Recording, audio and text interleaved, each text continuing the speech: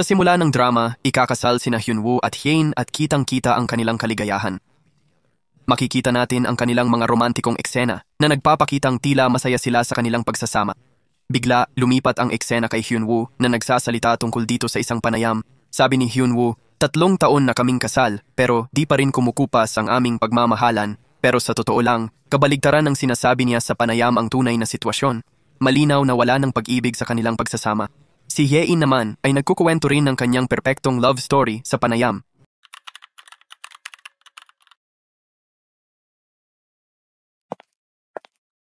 Pagbalik ni Hyein sa Korea, nagsimula siyang mag-intern sa sarili niyang kumpanya at maraming pagkakamali. Minsan, di niya mapagana ang printer, kaya tinulungan siya ni Hyunwoo. Madalas siyang tulungan ni Hyunwoo sa ganitong mga sitwasyon. Naisip ni Hyein, nanliligaw kaya siya sa akin? Isang araw matapos magtrabaho, naghihintay siya sa driver na susundo sa kanya. Malakas ang ulan. Lumapit si Hyunwoo at tituwirang ipinahayag ang kanyang damdamin. Sabi ni Hyunwoo, kung mawalan ka ng trabaho, ako ang bahala sa'yo. Iniabot niya ang payong at umalis. Pinigilan siya ni Hyein dahil hindi niya kailangan ang payong. Malapit nang dumating ang driver niya, nakita ito at nagsimulang magkaroon ng damdamin para sa kanya. Nang malaman ni Hyunwoo na anak si Hyein ng grupong Queen, nagbitiw siya at umuwi. Ngunit dumating si Hyein sa helicopter at hinimok siyang magbago ng isip. Nagtapat sila ng pagmamahal at nagyakapan. Sa ngayon, tila perpekto ang kasal ni na Hyunwoo at Hyein. Pero sa totoo lang, gusto ni Hyunwoo ng diborsyo. Ambisyoso si Hyein sa trabaho at napakahigpit sa negosyo. Kaya iniutos niya ang pagsara ng mga stalong walang kita. Isang empleyado ang nagsabi, kinausap namin ang legal team pero tumanggi sila. Sabi ni Hyein, tawagan si Hyunwoo. Si Hyunwoo ay abogado at legal advisor ng Queen Group. Pagdating niya, sinabi kay Hyein, matagal nang kasama ang mga tindero sa mga stall na yan. Sabi niya, hindi mo dapat gawin to. Pero nagbigay si Hyein ng matigas na utos. Sabi niya, isara yan at magsampa ng kaso laban sa mga brand na yan. Napilitang sabihin ni Hyunwoo, opo ma'am. Magkasama sina Hyunwoo at Hyein sa elevator. Sabi ni Hyein, gusto mo bang sabihin sa iba na may problema tayo? Sabi pa niya, intindihin mo muna ang sarili mo bago ang iba. Sabi ni Hyunwoo, ikaw ba ang tinutukoy mo? Sabi pa niya, at oo. Tanong niya, sa tingin mo ba may malapit na relasyon tayo? Walang imik si Hyein. Sabi ni Hyunwoo, magkita tayo sa lounge mamayang 1 oras. Dagdag niya, kailangan nating mag-usap. Naghintay si Hyunwoo sa lounge, pero di dumating si Hyein. Bumalik siya at nagsimulang maghanda ng mga papeles ng diborsyo. Biglang tinawag siya ni Hyein para sa family meeting. Pagdating niya, pinagalitan siya ng ina ni Hyein, si Kim Se-yeon, dahil sa pagiging huli. Sabi ng kapatid ni Hyein na si Suchil, may kaso kang kailangang hawakan para sa kumpanya namin. Sabi ni Hyunwoo, ayoko nang magtrabaho para sa kumpanya ninyo. May abogado na kayo. Sabi ni Suchil, hindi niya kaya ang kasong ito. Kailangan mong gawin ito. May problema ka ba doon? Napilitang sumagot si Hyunwoo. Oo, kitang-kita na inuutos ng buong pamilya ni Hyein si Hyunwoo at hindi siya pinagtanggol ni Hyein. Tapos, pinilit ni Kim Se-yeon ang gusto niya at sinabihan si Hyunwoo na magplano ng pamilya. Nag-atubili si Hyunwoo pero wala siyang magawa. Papunta sa kwarto, sabi ni Hyunwoo kay Hyein, di ako magkakaanak dahil lang sa sabi ng nanay mo. Malamig na sabi ni Hyein, gawin mo na lang at huwag ka nang magreklamo. Nairita siya dito. Nang banggitin ni Hyein ang susunod nilang interview, nagalit si Hyunwoo at umalis. Sabi ni Hyunwoo, magsisinungaling lang naman tayo, ikaw na lang mag-isa. Hindi ito nakakaapekto kay Hyein, tumawag lang siya. Galit na lumabas ng bahay si Hyunwoo. May away sina Hyein at Suchil sa hardin. Binalaan ni Hyein, wag mong apihin o bastusin si Hyunwoo. Pagkatapos ay binugbog niya ito. Galit na tinawag siyang psychopath ni Suchil. Bigla siyang lumingon dito. Natakot si Suchil at nagsabi, pasensya na. Tapos tumakbo palayo.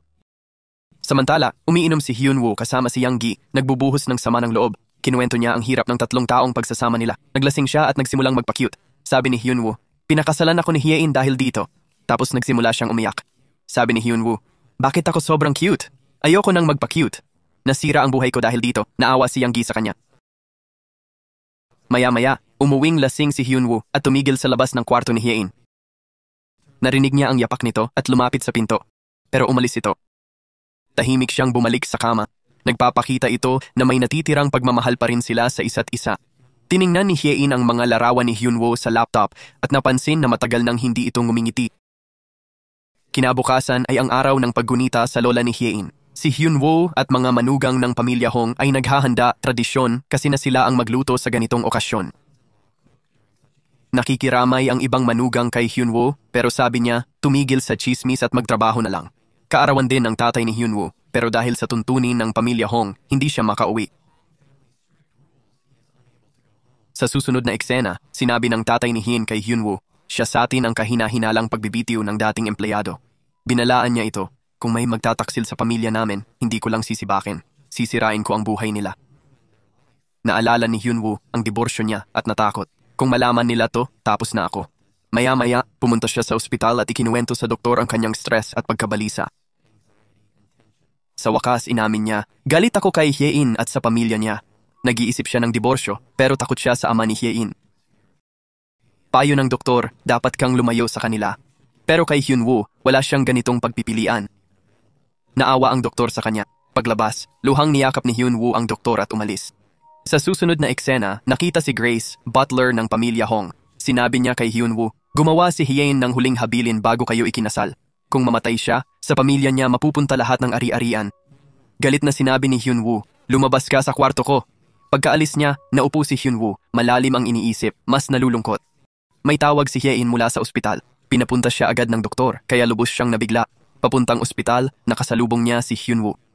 Samahan mo ako, sabi niya, pero bastos siyang tumanggi at umalis. Nagulat si Hye-in, hindi pa siya kinakausap ng ganito sa opisina. Bumisita si Hyunwoo sa kanyang bayan para makita ang kanyang mga magulang. Doon, kinausap niya ang pamilya tungkol sa plano ng diborsyo pero sinabi ng lahat, pag-isipan mong mabuti bago magdesisyon. Hindi pinansin ni Hyunwoo ang payo ng pamilya at hindi binago ang desisyon. Nang ibigay ni Hyunwoo ang divorce papers kay Hye-in, sinabi nito, 3 buwan na lang natitira sa akin.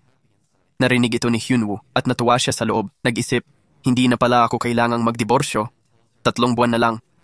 Pero nagkunwari siyang malungkot at sinabi, paano ako mabubuhay kung wala ka, habang niyayakap siya. Nakita siyang malungkot, nagulat si Hye-in at nagtanong, hindi ka ba talaga mabubuhay kung wala ako? Noon, kung namatay ang isa sa mag-asawa, pareho silang sinusunog. Natakot si Hyunwoo at nagsabi, bakit ka nagbibiro ng seryoso sa ganitong sitwasyon? Tanong ni Hye-in, akala mo ba biro lang to? Si Hyunwoo, medyo kinakabahan, nagtanong, seryoso ka ba? Sumagot si Hye-in, ibig kong sabihin, tigilan mo na ang pagkukunwari. Doon lang medyo gumaan ang pakiramdam ni Hyunwoo. Pinaupo niya ito at sinabing, sabihin mo sa akin ang lahat. Ano ang sabi ng doktor? Sinabi niya, noong araw na yon na pinasama kita, pupunta talaga ako sa ospital. Pagdating ko doon, bigla akong parang nasa frozen na lugar. At nang makabalik ako sa ulirat, nakaupo na ako sa harap ng doktor. Nagpatuloy siya nang sinabi ko sa doktor ang lahat, nalaman kong may bihirang tumor ako sa utak na tinatawag na cloudcytomia. Dahil sa tumor, maaari akong makaranas ng pagkawala ng alaala, guni-guni at matinding sakit ng ulo.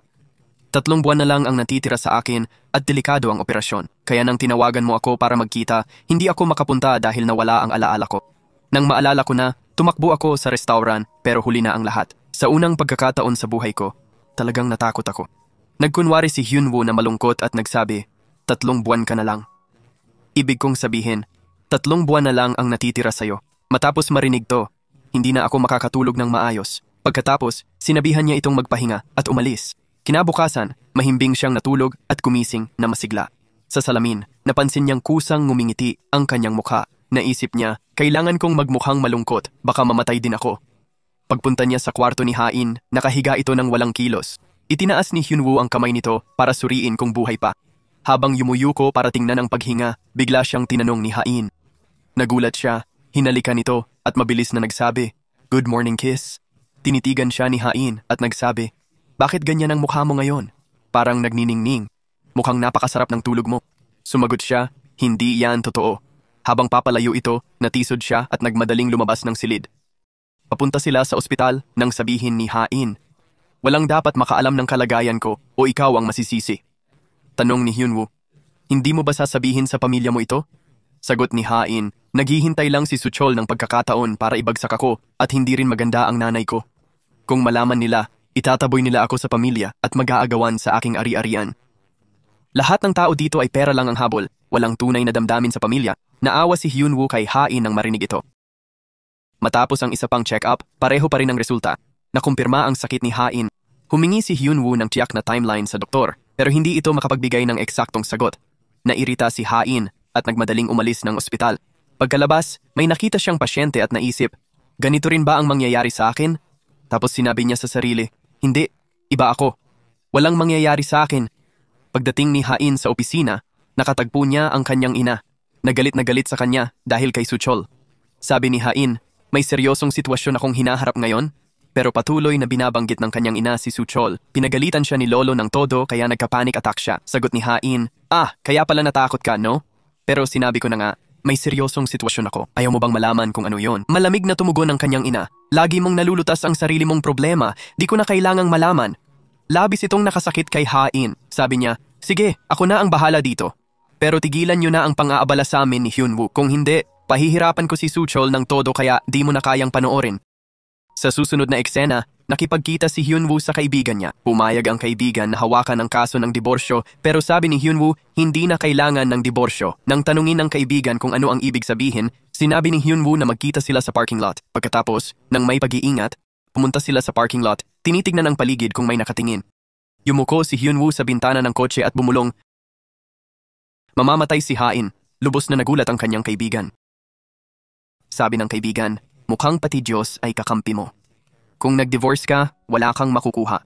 Pero kapag namatay si Hain, ikaw ang magmamay-ari ng Queen's Group. Sagot ni Hyunwoo, hindi yan mangyayari. May habilin na si Hain, wala akong makukuha. Sabi ng kaibigan, ano naman? Ang habilin ay pwedeng palaging baguhin. May 3 buwan ka pa. Ipakita mong mahal na mahal mo si Hain at alagaan mo siya. Tingnan mo. Mag-iisip siyang baguhin ang kanyang habilin. Sabi ni Hyunwoo, anong akala mo sa akin? Tingin mo ba pinakasalan ko siya para sa pera? Hindi ako ganun kababa. Nakatayo si Hyunwoo sa harap ni Hain na may malaking bouquet at ngiti. Tanong ni Hain, bakit ka nagdala ng bulaklak? Sabi ni Hyunwoo, anibersaryo natin ng kasal ngayon. Sagot ni Hain, at ano ngayon? Sabi ni Hyunwoo, noong unang anibersaryo, marami akong inihanda. Pero sabi mo, ano bang silbi nito? At tumanggi kang magdiwang. Tapos, sa ikalawang anibersaryo, wala akong ginawa. Nagalit ka't sinabing, dahil lang sa sinabi ko, wala kang ginawa. Kaya nga nagdala ako ng mga bulaklak na ito ngayon. Tanong ni Hain, niloloko mo ba ako? Sagot niya, hindi Kung niloloko kita, bakit pa ako magdadala ng bulaklak? Sabi ni Hain, di naman maganda relasyon natin para ipagdiwang. Tugon ni Hyunwoo, tayo ang bumubuo ng relasyon. Pwede nating gawing maganda anumang oras. Pagkatapos, iniabot ni Hyunwoo ang bulaklak at umalis. Isip ni Hain, ano bang problema niya? Itinabi niya ang bulaklak, pero maya-maya, kumuha siya ng paso at maingat na nilagay ang mga ito. Kinaumagahan sa almusal, umupo si Hyunwoo sa tabi niya. Nagulat si Hain. Sabi ni Hyunwoo, tayong dalawa lang naman, bakit malayo ang upo mo? Tanong ni Hain, ano bang nangyayari sa'yo? Sagot ni Hyunwoo, simula ngayon, dito na ako uupo araw-araw. Nagtitigan sila sa isa't isa. Tapos, bumali si Hyunwoo ng hipon at binuo ito ng puso para kay Hain. Nagulat ang mga katulong nang makita silang magkasamang kumakain. Pati si Hain ay nagulat sa ikinikilos ni Hyunwoo. Sa opisina, habang nagprepresenta si Hyunwoo, umubo ng kaunti si Hain. Agad na tumigil si Hyunwoo at lumapit sa kanya. Bago pa makapagsalita si Hain, tumawag na ng doktor si Hyunwoo. Nahihiya, sabi ni Hain, hindi naman ito malala. Nangyari lang to kasi uminom ako ng tubig. Nakita ito ng lahat sa meeting at sila'y nagulat. Sa susunod na eksena, naghihintay si Hain ng kotse sa labas. Medyo malamig na. Biglang dumating si Hyunwoo. Ipinatong ang kanyang Amerikana sa balikat ni Hain, hinawakan ang mukha nito at sinabing, magkakasipon ka. Pagkatapos, walang imik, hinawakan niya ang kamay nito at isinuksok sa kanyang bulsa. Nakatitig si Hain sa kanya ng gulat na gulat. Ang kanyang sekretarya na nakasaksi ay nabigla rin. Sinabi ni Hyunwoo sa sekretarya na dalhin ang kotse. Nakita natin na talagang nasisiyahan si Hain sa sandaling ito. Nang dumating ang kotse, binuksan ni Hyunwoo ang pinto at inilagay ang kamay sa itaas ng frame. Nagmamasid ang sekretarya, nagulat sa kanyang mga kilos. Habang sumasakay sila sa kotse at umaalis, bulong ng sekretarya, ano bang nangyayari sa kanila? Mas mabuti pa sana kung nag-away na lang sila. Samantala, sa loob ng kotse, mukhang hindi pangkaraniwang masaya si Hyunwoo. Sabi ni Hain, sinabi ko sa'yo na huwag magpapanggap. Sagot ni Hyunwoo, hindi ko nga alam kung paano magpanggap. Umirap si Hain, yan mismo ang ginagawa mo kanina. Tigilan mo na yang drama na yan. Agad humingi ng paumanhin si Hyunwoo at tahimik na umupo. Sa susunod na eksena, nakaupo si Hain kasama ang pamilya para sa hapunan nang biglang banggitin ng kanyang ina ang pagsasampa ng kaso laban sa kanya dahil sa pagtatayo ng department store sa lupa ng ina. Sabi ni Hain, ikaw mismo ang nagbigay ng pahintulot. Paano mo ito magagawa ngayon? Sagot ng kanyang ina, oo nga pero ngayon may problema ang team ko dito kaya wala akong choice kundi idemanda ka. Nagalit ng husto si Hain. Tapos na ang konstruksyon. Ginagawa mo lang to para gumanti dahil kay Sucheol. Nagsimula siyang sumigaw sa kanyang ina. Napansin ni Hyunwoo na nanginginig ang mga kamay ni Hain, epekto ng kanyang sakit. Agad na inabot ni Hyunwoo ang kamay niya at sinabing, Ako na bahala sa kaso. Hindi maganda pakiramdam ni Hain ngayon. Dapat umalis na tayo. Sa susunod na eksena, sa loob ng elevator, sabi ni Hyunwoo, gusto mong itago ang sakit mo sa kanila, di ba? Pero nawalan ka ng kontrol kanina at baka napansin nila kasi nanginginig ang kamay mo nang magalit ka. Bumuntong hininga si Hain. Oh, di dapat ako nawalan ng pasensya. Pero kamakailan, iba na ang kilos mo. Kaya mas maghihinala sila sa'yo kaysa sakin. Kaya bumalik ka na lang sa dating ikaw. Tigilan mo ang pagkukunwaring alaga mo ko. Kumain ka lang ng tahimik at umalis. Hinila niya ang kamay at umalis. Maya-maya, uminom si Hyunwoo kasama si Yang. Sabi ni Hyunwoo, wala nang pag-asa sa amin. Naging estranghero kami sa loob ng 3 taon. Sagot ni Yang, nakita ko rin kayo noon. 3 taon na ang nakalipas, sobrang in love ka. Nagpalipad siya ng helicopter para lang sayo. Nilabanan niya ang magulang para sayo. Dagdag niya, sa kaibuturan mahal mo pa si Hain. Samantala, may nakitang bulalakaw ang mga magulang ni Hain. Sabi ng tatay, bago ipinanganak si Hain, na naginip ka. Nawala ang ngiti ng nanay nang nabanggit si Hain. Alis na sana siya pero pinigilan ng tatay. Huwag kang maging malupit kay Hain, kailangan mong bumitaw at magpatuloy. Ang kanyang ina, na nagiging emosyonal, ay nagsabi, kayo'y makakalimot, pero walang araw na hindi ko naisip si Soo-hyun. Para sa inyo, nakaraan na ang kanyang pagkamatay. Pero araw-araw ko pa ring nararamdaman ang sakit. Namuo ang luha sa kanyang mga mata. Hindi ko mapapatawad ang may sala sa kanyang kamatayan, kaya huwag asahang pantay ang pakikitungo ko sa lahat. Si In, na nakatayo sa malayo, nakarinig ng lahat at namuo rin ang luha sa kanyang mga mata. Baka kasangkot siya sa pagkamatay ni Soo-hyun, kaya galit sa kanya ang kanyang ina. Naghanap si Hyunwoo ng impormasyon tungkol sa tumor sa utak ni Hain. Nakakita siya ng mga kaso ng pasyenteng gumaling sa parehong sakit. Habang binabasa ito, nalulungkot siya at patuloy na naghahanap ng ilang oras. Gabi na nang umuwi si Hain at nagtungo sa kanyang silid. Bago pumasok, bigla niyang naisip si Hyunwoo. Pumunta siya sa kwarto nito at nakita siyang natutulog sa mesa. Ginising niya ito at sinabihan na matulog sa kama. Doon napansin niya ang laptop nito, maraming tab ang bukas, lahat tungkol sa tumor sa utak. Nang makita ito, nagulat siya. Tumingin siya kay Hyunwoo, iniisip, kahit anong nangyari, alaga niya pa rin ako. Bigla, nagising si Hyunwoo at nagtanong, bakit ka biglang nandito? Bakit ka natutulog ng ganyan? Matulog ka na sa kama, sagot ni Hyunwoo. Matulog ka na rin. Nagpaalam si Hain pero tumigil at bumalik. Akala ko matutuwa ka na mamamatay na ako, kaya pala inaalagaan mo ko ng todo. Pasensya sa pagdududa ko, di ko alam na tunay pala ang malasakit mo. Sabi ni Hyunwoo, huwag kang mawalan ng pag-asa, maraming himala sa medisina. Lumapit si Hain, umatras si Hyunwoo nang nag-aalangan, ngumiti siya ng bahagya. Huwag kang mag-alala. Ano man mangyari, mabubuhay ako. Walang mangyayaring masama sa akin. Dagdag niya ng mahina, ikaw lang gustong mabuhay ako. Natigilan si Hyunwoo bago nagsabi, oo, tama, gusto kong mabuhay ka. Ngumisi si Hain, huwag kang mag-alala, hindi ako madaling mamatay. Sa kabilang dako may kasiyahan. Dumating si Hyun para sa Pangulo. Nakasalubong dating kaklase. Bumulong ang babae. Yung lalaking yon si Yunsung. Siya ang kanang kamay ng Pangulo. Tinitigan si Hain. Daw kayo ni Hyunwoo, maghihiwalay na? Kaya pala di kanya sinamahan, no? Narinig to. Tinawagan ni Hain si Hyunwoo. Pinapunta. Samantala, napansin ni Yunsung si Hain. Lumapit. Nagkagusto pala si Yunsung kay Hain noon. Tinanggihan siya. Ngayon, kumpanyang hinahanapan ni Hain ng pondo, si Yunsung pala. Habang nag-uusap, dumating ang Pangulo ng kumpanya. Inaasar na naman siya ng dating kaklase, wala pa si Hyunwoo. Biglang nahilo si Hain, dumating si Hyunwoo, sinalo siya. Nagulat si Hain nang makita siya. Ngumisi si Hyunwoo. Nagmadali ako para sa'yo.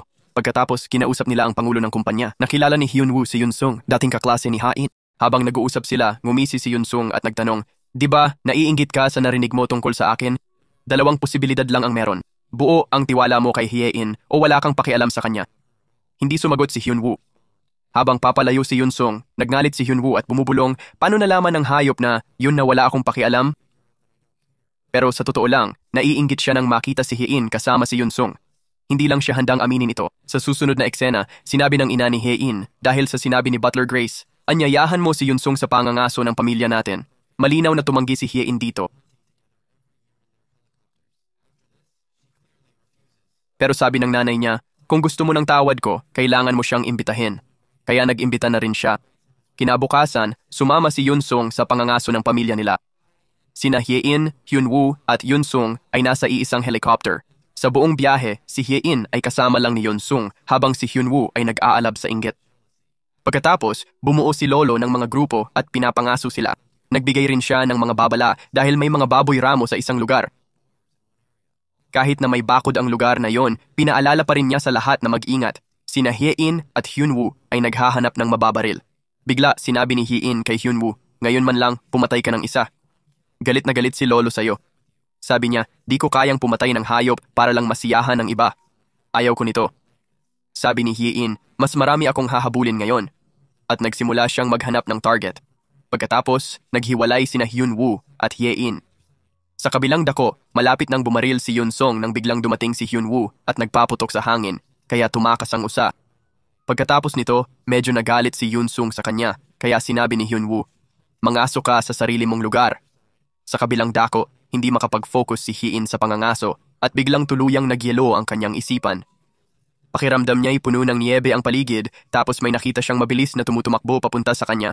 Sa sandaling iyon, kakaibang mga imahe ang nagsimulang lumitaw sa kanyang isipan. Una, 2 kamay sa tubig, tapos batang babae sa harap ng paaralan at sunod-sunod na lumitaw ang mga alaala ni Hyunwoo. Nang magbalik ang kanyang diwa, may ligaw na baboy na mabilis na tumatakbo papunta sa kanya. Pagkakita nito, pumikit siya, pero bigla tumayo si Hyunwoo sa harap niya at binaril ang baboy. Pagkatapos nito, naiwang nakatitig si Hye-in kay Hyunwoo, gulat na gulat. Sumunod, ipinakita ang eksena 3 taon ang nakalipas nang mabunyag kay Hyunwoo ang tunay na pagkatao ni Hye-in. Pagkatapos noon, nagbitiw siya sa trabaho at bumalik sa kanyang bayan. Sa pag-alala kay Hye-in, miserable siya at kakaiba ang sinasabi. Ano kaya ang ginagawa ni Hye-in ngayon? May sinisipa ba siyang makina o may nagsasaway sa kanya? Sabi niya sa pamilya, "Di ko makain tong masarap na pagkain kasi miss ko siya." Kaya sabi ng nanay ni Hyunwoo, "Di pakasalan mo na, may basbas ka namin." Namula si Hyunwoo at sabi, pakakasalan ko siya at poprotektahan palagi." At ngumiti siya ng malaki. Tapos may eksena 4 na taon ang nakalipas bagong mag-date sina Hyunwoo at Hye-in. Pinakita niya ang hardin ng bulaklak at tindahan, binigyan siya ng ice scoop. Naisip niya, siguro sobrang hirap ng pamilya ni Hye-in, di siya nakatikim ng ice scoop.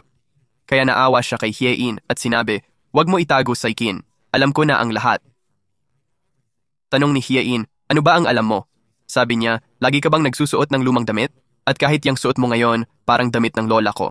Natulala si Hye-in at nagsabi, "Mali ang pagkakaintindi mo, hindi naman ako ganun kahirap." Bigla niyang sabi, "Tanggap kita kahit ano pa, utang man o anumang sitwasyon, poprotektahan kita." Pagkatapos nito, ngumiti si Hye-in at tumingin sa kanya. Ito ang alaala na pumasok sa isip ni Hye-in nang sumalakay ang baboy ramo sa kanya. Sakto namang dumating si Hyunwoo at binaril ang baboy. Nagulat pa rin si Hye-in, hindi alam ang nangyari. Biglang dumating si Yunsong at tinanong ang kalagayan ni Hye-in.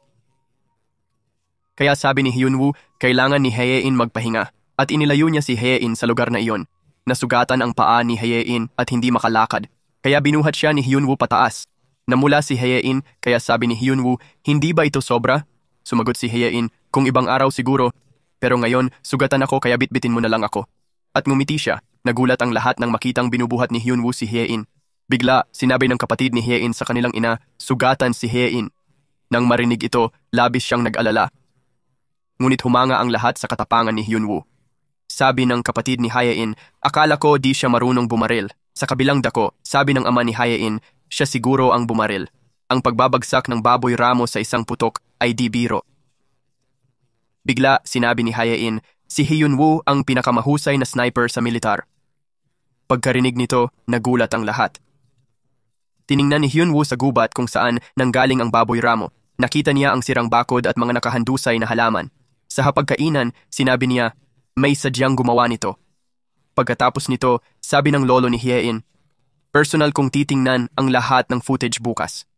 Pagkatapos, nagsimulang kumain ang lahat at binibigyan ng tatay ni Hye-in si Hyunwoo ng espesyal na atensyon. Nakita ito ni Hyunwoo at lubos siyang nagulat dahil ngayon lang siya binigyan ng ganitong importansya ng pamilya ni Hye-in. Nagustuhan ng lolo ni Hye-in ang aso ng tagapag-alaga at sinabi, "Ibenta mo sa akin ang asong ito." Sumagot ang tagapag-alaga ng may paumanhin, "Pamilya ko po ang asong ito. Hindi ko siya maibebenta." Pagkatapos, pumunta si Yeon-sung sa bahay nila at binili ang aso kapalit ng 100 milyong yuan. Kailangang matulog si Hyunwoo sa silid ni Hye-in, kaya kinakabahang pumasok siya at humiga sa kama. Tinanong siya ni Hye-in, "Saan ka ba galing?" Tapos sinabi, "Tulungan mo akong tanggalin ang butones ng damit ko." Nang marinig ito, tinulungan siya ni Hyunwoo kahit medyo kinakabahan. Bigla, tinanong siya ni Hye-in, "Bakit hindi ka naghuhubad?" Nang marinig ito, gulat na tumingin si Hyunwoo sa kanya. Sabi niya, "Ano? Hindi ka ba maliligo?" Sabi niya, "Oo," at naligo na. Hindi maalis sa isip ni Hye-in si Hyunwoo, parang bayaning dumating at nagligtas sa kanya. Sabi niya sa sarili, "Ano ba Hye-in? Bakit ka ba masyado nag-iisip tungkol sa kanya?" Biglang lumabas si Hyunwoo sa banyo, nakatuwalya, walang bathrobe sa loob. Pero nakatitig lang si Hye-in, ang gwapo niya nakatuwalya.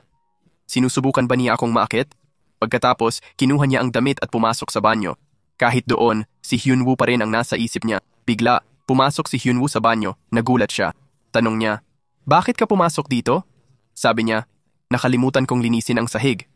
"Ayaw mo naman ng maduming banyo, di ba?" Tanong niya, "Akala mo ba bida ka sa pelikula?" Narinig ito ni Hyunwoo, hindi niya maintindihan.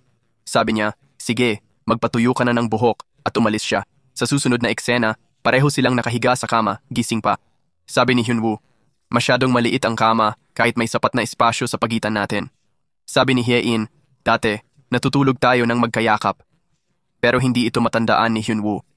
Tapos tanong ni Hye-in, "Naalala mo ba nung pumunta ako sa bayan mo?" Pagkatapos nito, may ipinakitang flashback. Noong unang pagkakataong dinala siya ni Hyunwoo sa kanyang bayan at ipinakita ang kanyang kwarto. Puno ng mga parangal at sertipiko ang kwarto ni Hyunwoo na tiningnan ni Hye-in ng may interes. Pagkatapos, inanyayahan siya ni Hyunwoo na magpalipas ng gabi at pumayag siya. Magdamag silang nanood ng buwan at doon na rin nakatulog. Ngayon sa kasalukuyan, sabi ni Hyunwoo, "Paano tayo nakatulog ng madali sa single bed na yon?" Kaya sabi ni Hye-in, "Gusto mo bang matulog ng ganun ulit ngayon?" Nagulat siya sa narinig. Nakita ni Hye-in ang reaksyon niya at sinabing, "Nagbibiro lang ako." Ang tagapag-alaga kung saan kinuha ni Hyun-sung ang aso kapalit ng 100 milyong won, bumalik siya para kunin ang aso at ibinalik ang tseke ni Hyun-sung na nagsasabi, "Kahapon, medyo naging matakaw kami pero di kami mabubuhay nang wala atong aso." Nang marinig ito, kinuha ni Hyun-sung ang tseke pero sabi, "Papatayin ko pa rin ang aso." At naghanda siyang barilin ito. Pero bigla, dumating si Hyunwoo at ibinalik ang aso sa may-ari. Gayunpaman, sabi ni Hyun-sung, "Di ko lang mapatay tong aso dahil pamilya nila to. Pero kung aso lang sa kalye, pwede ko bang patayin?" At ngumiti siya ng kakaiba. Sa susunod na eksena, may flashback ng 13 na anyos na batang pumatay ng German Shepherd at tinawagan ng may-ari ang pulis. Nang tanungin siya ng pulis, "Bakit mo pinatay ang aso nila?" Sinabi niya ang parehong sagot na sinabi ni Hyun-sung kay Hyunwoo ngayon. Naroon din ang mag-asawa sa ampunan noon. Kaya ang sinabi ni Hyun-sung ay nagpaalala sa kanila tungkol sa batang iyon. Kinabukasan, kahit sa opisina, si Hyunwoo lang ang tinitingnan ni Hain. Tinanong niya ang isang kasamahan, "May biglang magkakagusto ba sa asawa kahit 3 taon na?" Tapos sinabi, "May kilala akong nakikitang sexy at masigla ang asawa niya." Sabi ng kasamahan kay Hain, "Dapat magpatingin sa doktor ang kaibigan mo." Sino ba ang ganyan mag-isip sa asawa pagkalipas ng 3 taon? Pagkatapos, pumunta si Hain sa doktor at sinabi, "Nitong mga araw, naging sobrang emosyonal ako. Nakakaramdam ako ng matinding simpatiya sa mga tao. Tinutulungan ko ang lahat." Sagot ng doktor, "Kapag napagtanto ng tao na maikli ang buhay, ganyan talaga ang karaniwang reaksyon." Sabi ni Hain, Hindi ako mamamatay. Makikita mo, may himalang magliligtas sa akin." Sa susunod na eksena, umamin ng butler kay Hyun-sung, "Ako ang sumira ng bakod para patayin si Hain." Pero sa huling sandali, nailigtas pa rin siya ni Hyunwoo. Mabubunyag mamaya kung sino ang pinagtatrabahuhan niya. May motibo si Hyun-sung sa pagpasok sa pamilyang ito na malalaman natin sa bandang huli. Sa kabilang banda, sinasabi ni Hyunwoo sa kaibigan, "Mula nang iligtas ko si Hain sa baboy ramo, malaki ang pagbabago ng pamilya niya. Lalo na ang tatay niya. Napakabuti ng pakikitungo niya sa akin." Samantala, dumating ang mga kapatid ni Hyunwoo sa lungsod at nagbalak pigilan ang diborsyo ni Hain at Hyunwoo. Dumating ang kapatid na babae at lalaki ni Hyunwoo sa opisina ni Hain, pinapasok at inalok niya sila ng kape. Malapit na nilang pag-usapan ang diborsyo nang pumasok ang sekretarya ni Hain para ipaalam ang pulong. Kailangan niyang umalis. Pagkatapos, sabi ng kapatid ni Hyunwoo, "Sasabihin ko na lang lahat sa mensahe." Sa kabilang banda, pagdating ni Hain sa pulong, si Hyun-sung lang ang naroon. Dahil umuwi ang presidente dahil sa emergency ng pamilya. Pagkatapos, sinabi ni Hyun-sung kay Hain ang gusto ng presidente at kinausap siya tungkol kay Hyunwoo. Tanong niya, "Sa tingin mo ba talaga mahal ka niya?" Sagot niya, "Oo." "Di mo ba nakita kung paano niya ako iniligtas nang walang pag-aalala sa sarili?" Sabi niya, "Nakita ko." Nag-aalinlangan siya bago humarap sa baboy ramo. Sagot niya, "Yan ang pagkaiba niyo ni Hyunwoo. Nanonood ka lang habang sinasagip niya ko." Pero patuloy pa ring sinisiraan ni Hyun-sung si Hyunwoo kay Hain. Pagkatapos nito, nagsimulang uminom si Hain. Sabi ng assistant ni Hyunwoo, "Nakipagkita ang mga kapatid mo kay Hain at Hyun-sung." Tinawagan ni Hyunwoo ang kapatid, "Di mo sinabi kay Hain ang tungkol sa diborsyo." Pero nag-text na pala ang ate niya kay Hain, "Huwag magmadali sa diborsyo." Tinawagan ni Hyunwoo si Hain, pero pinatay ni Hyun-sung ang telepono. Dahil dito, labis na nag-alala si Hyunwoo para kay Hain. Hinatid ni Hyun-sung si Hain sa bahay nang mawalan siya ng malay sa kalasingan. Sabi ni Hyunwoo, "Dati hindi ka umiinom ah." Sagot niya, "Ngayon, gagawin ko lahat." Sisirain ko ang mga nagtaksil sa akin, pero alam kong di mo ko'y pagkakanulo. Nag-check si Hain ng mensahe sa phone nang biglang hinawakan ni Hyunwoo ang kamay niya, nahulog tuloy ang phone. Hinawakan niya ang kamay ni Hyunwoo at sinimulan itong halikan. Pagkatapos ng mahabang halik, kinuha ni Hain ang phone at pumasok, sinundan siya ni Hyunwoo. Naisip ni Hain, bakit niya ako sinusundan? At naglakad siya papunta sa kanyang kwarto, nasa likod pa rin si Hyunwoo. Napangiti si Hain, feeling niya dahil sa halik nawalan ng kontrol si Hyunwoo at gustong pumasok sa kwarto niya. Pagkatapos, isinara niya ang pinto ng kwarto at naligo. Narinig ni Hyunwoo ang tubig kaya pumasok siya at binuksan ang nakacharge na phone ni Hain. Humingi ng password ang phone. Sinubukan niya lahat ng importanteng petsa pero mali ang password. Nag-isip siya at ipinasok ang ibang petsa, 10:30. May flashback kung saan buntis si Hain at pareho silang excited na marinig ito. Sinabi ng doktor na October 30 ang kapanganakan ng kanilang sanggol. Pagkatapos nito, itinakda ito ni Hain bilang password niya. Masaya silang dalawa at nagde-decorate ng silid para sa sanggol, nagpapakitang masaya sila matapos ikasal. Ngunit may nangyari siguro na naging dahilan ng pagkalaglag ni Hain. Ito ay ihahayag sa bandang huli. Sa kasalukuyan, ini-unlock ni Hyunwoo ang telepono at binura ang mensahe.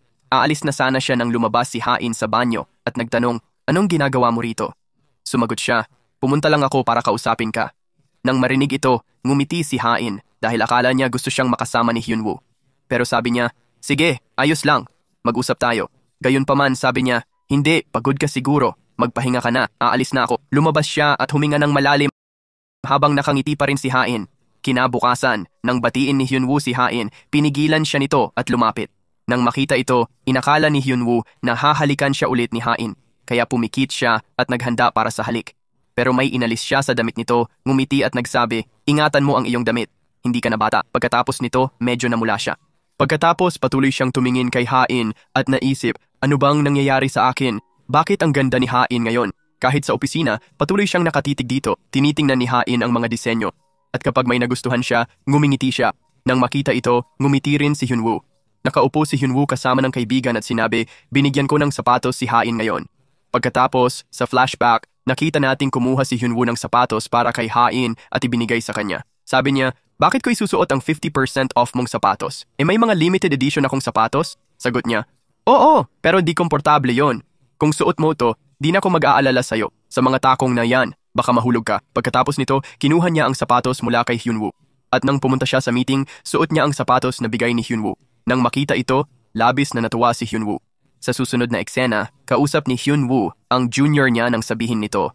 Madalas makitang magkasama sina Yunsung at Miss Hain ngayon. Bigla niyang nakita si Yunsung na hinahawakan ang buhok ni Hain.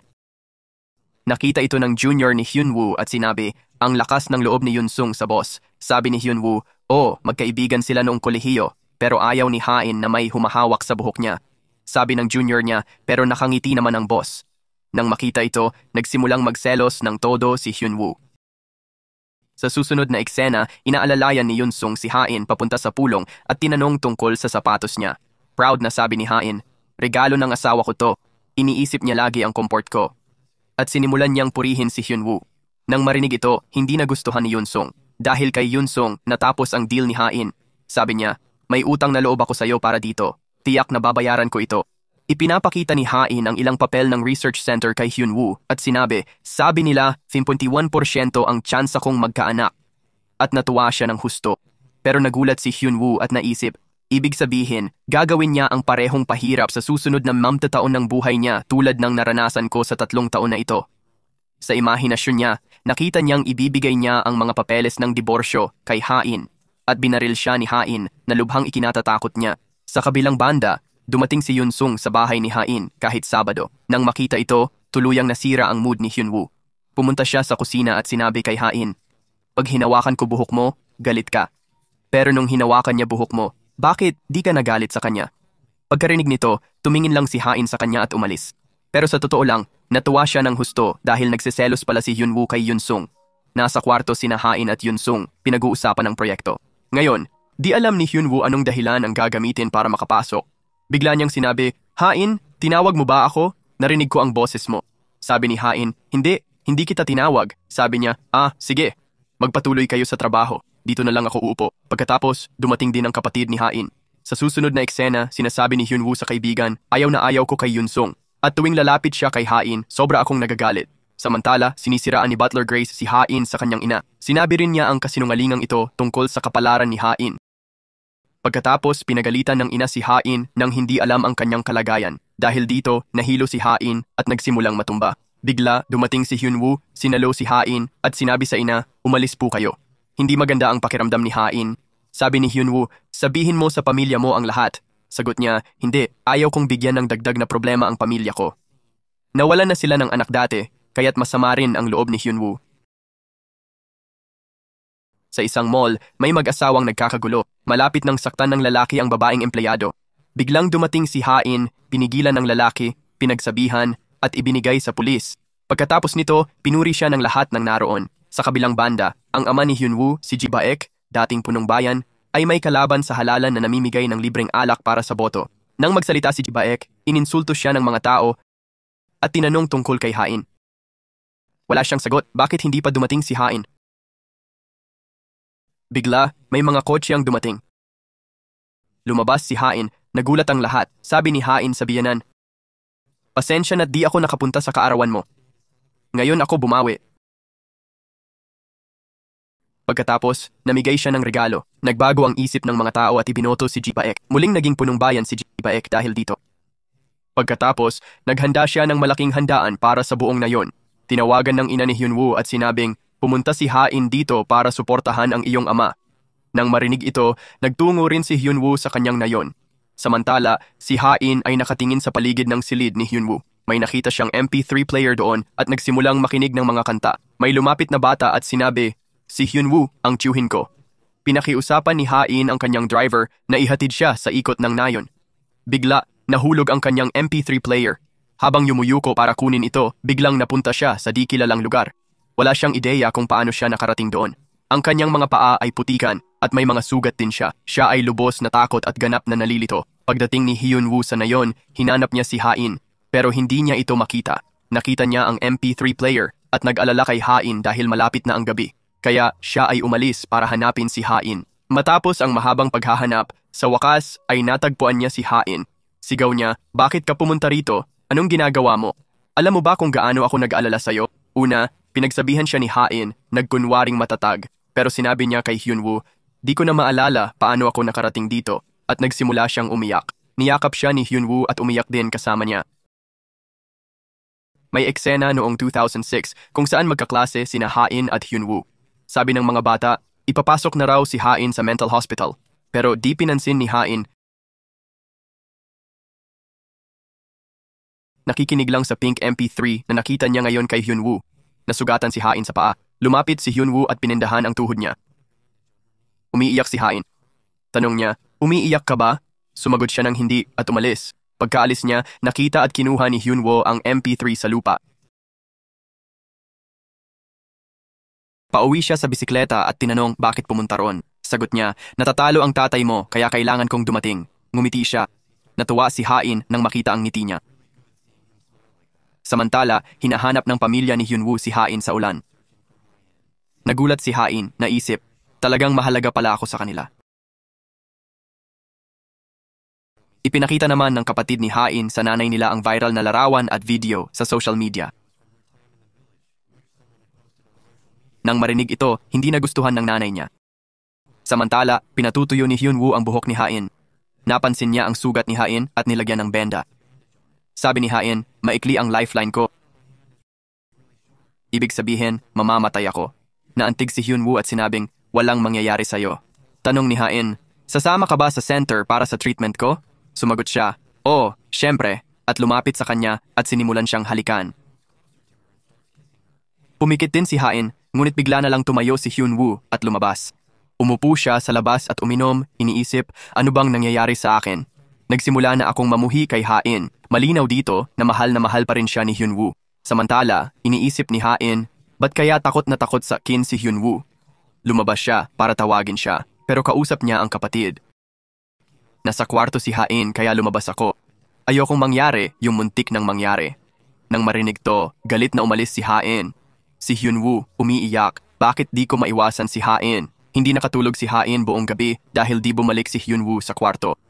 Kinaumagahan, pumasok si Hyunwoo at nagtanong, ang aga mong nagising? Galit niyang sinabi, akala mo ba nakatulog ako kagabi? Nagulat si Hyunwoo at nagtanong, talaga bang di ka nakatulog? Pagkatapos nito, umuwi sila pero umiiwas sa isa't isa at hindi nagtitinginan. Pagdating sa bahay, pinayungan ni Hyunwoo si Hain habang siya'y nababasa. Sabi ni Hain, huwag mong isipin na naghintay ako sa'yo buong gabi. Sagot niya, oo alam ko, kaya lalo siyang nagalit. Sabi niya, namimiss ko lang ang kama ko at ang mga asong tumatahol doon. Sabi ni Hyunwoo, alam ko, kailan ka pa naghintay sa akin noon. Pagkarinig nito, nagalit ng todo si Hain. Biglang lumitaw si Yeon-song, pinayungan si Hain at hinawakan ang balikat niya habang naglalakad. Nainis si Hyunwoo at pumasok. Tinanong si Yeon-song, anong ginagawa mo rito? Sagot ni Yeon-song, binigyan ako ng nanay ni Hain ng guest house para matapos namin ang mga proyekto. Tapos tanong niya, may problema ka ba sa pananatili ko rito? Galit na sinabi ni Hyunwoo, kung may problema ako, aalis ka ba? Sumagot si Yeon-song, hindi ako aalis. May eksena sina Yeon-song at Butler Grace na nagbabalak paalisin si Hyunwoo sa bahay dahil lagi niyang sinasagip si Hain at pamilya bago pa man sila makaranas ng problema. Sinabi rin niya ang tungkol kina Hyunwoo at Hain, 2 taon na silang natutulog sa magkahiwalay na silid. Si Yeon-song naman, sinisiraan si Hyunwoo kay Hain, di kanya mahal. Kung iba yan, maiinggit sa akin. Pero siya, masaya pa. Narinig ito ni Hain at medyo nasaktan siya. Samantala, si Hyunwoo ay nagiinit sa selos. Naisip niya, bakit pinatuloy ng biyanan ko si Yeon-song dito? Konektado ang mga bahay sa basement. Doon sila kumakain gabi-gabi. Ayaw kumain ni Hain habang si Yeon-song ay nakaupo kasama ng lahat at nagsimulang kumain. Pumunta si Hain sa doktor para sa kanyang check-up. Sinabi ng doktor sa kanya, ang lab na nag-email sa'yo tungkol sa posibleng paggamot ay gusto lang mag-eksperimento sa'yo. Napakababa ng tsansa ng iyong paggaling dahil walang sino man ang gumaling sa ganitong paraan. Sagot ni Hain, pero gagaling ako at umalis siya. Sa susunod na eksena, tinawagan ng tagapag-alaga ng aso si Hyunwoo at sinabi, may gas truck na nakaparada doon. Kinuha ko ang dashcam footage pero dahil puno ang memory, hindi na save ang video. Kinuha ni Hyunwoo ang memory card at ibinigay sa shop para ma-recover. Samantala, ginugulo ni Baeum-ja ang mga chef na kinuha ni Seo Lee. Dahil dito, pinalayas ni Seo Lee ang lahat sa kusina, sinira ang camera at binugbog si Baeum-ja. Nagreklamo siya sa kanyang ama pero hindi ito naniwala na sinampal siya ni Seo Lee. Kahit umamin si Seo Lee mismo, hindi pa rin siya naniwala dahil bulag na siyang nagtitiwala sa kanya. Ngayon, nalaman natin na si Seo Lee ay may ibang motibo at hindi pala mabuti ang hangad sa pamilyang ito. Sa opisina, tinawag ni Yeon-song si Hain para sa isang pulong. Paglabas ni Hain sa kanyang opisina, bigla siyang nagblanko at parang may niyebe sa paligid niya. Nagsimula siyang lumakad ng may takot at bigla siyang nakabunggo ng isang tao at nagbalik sa katinuan. Sa harap niya si Yeon-song na nagtanong, ayos ka lang ba? Sumagot siya, oo, ayos lang ako. Bigla namang dumating si Hyunwoo at agad niyang napansin na hindi maganda ang pakiramdam ni Hain. Bago pa siya makapagtanong, sinabi ni Hain, huwag kayong mag-alala sa akin at umalis. Sa kabilang dako, sinabi ni Yeon-song sa butler, kailangan ko ang medical record ni Hain. Samantala, dumating si Hain para sa kanyang paggamot at sinabi ng doktor, kailangan mong maghintay dahil kakaunti ang puting selula ng iyong katawan. Dito, sabi ni Hain, wala akong oras maghintay at umalis. Sinundan siya ng doktor para magpaliwanag pero narinig ni Baeum-ja ang usapan. Ikinuwento ni Chae-in kay Baeum-ja ang lahat tungkol sa kanyang sakit. Pinalakas ni Baeum-ja ang loob niya at sinabing, huwag kang matakot. Sagot ni Hain, natatakot lang ako na sasabihin mo ito sa iba. Pagkatapos, nangako si Baeum-ja na hindi niya sasabihin kaninuman. May flashback kung saan nagsasalita ang lolo ni Hain sa ampunan at 2 bata ang nakikinig ng mabuti. Isa sa kanila si Yeon-song. Samantala, mag-isang umalis si Hain patungong Germany para magpagamot. Nakita ito ng tiyahin niya at nagalit kay Hyunwoo, bakit hindi ka sumama kay Hain? Pero walang alam si Hyunwoo tungkol dito. Tinawagan niya si Hain pero patay ang cellphone dahil nasa eroplano na ito. Hindi mapakali si Hyunwoo kaya pinanood niya ang lumang interview ni Hee-in. Sinabi niya doon, gusto kong magpahinga at maglakbay kasama ang asawa ko, pag-usapan ang lahat. Nang marinig ito, natanto ni Hyunwoo ang kanyang pagkakamali. Nang walang paalam, umalis din siya patungong Germany. Sa Germany, sa health center, tumanggi ang mga doktor na gamutin si Hain dahil sa kakulangan ng puting selula. Pinaghintay siya, ngunit galit na umalis si Hye-in at pumunta sa paborito niyang lugar kung saan sila dating nagpunta ni Hyunwoo. Ngayon, mag-isa siyang nakaupo roon. Sumasakit ang kanyang mga paa dahil sa sandalyas. Bigla niyang narinig ang boses ni Hyunwoo, pero naisip niya, siguro imahinasyon ko lang to. Nakita niya si Hyunwoo na papalapit, nagsasabing, ilang beses ko bang sasabihin na huwag kang magsuot ng sandalyas? Inilabas niya ang sapatos mula sa bag at isinuot ito kay Hye-in.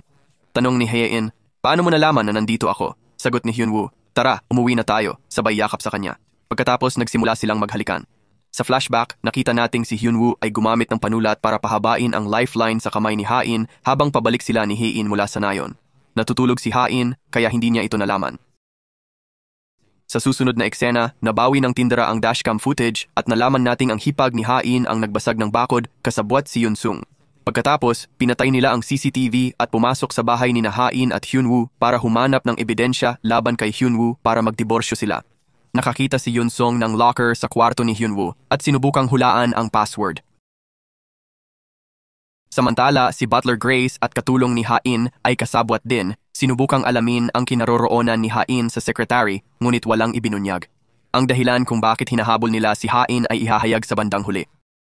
Samantala, masaya sina Hyunwoo at Ha-in nang makakita si Ha-in ng batang tumatakbo ngunit hindi niya makita ang mukha nito.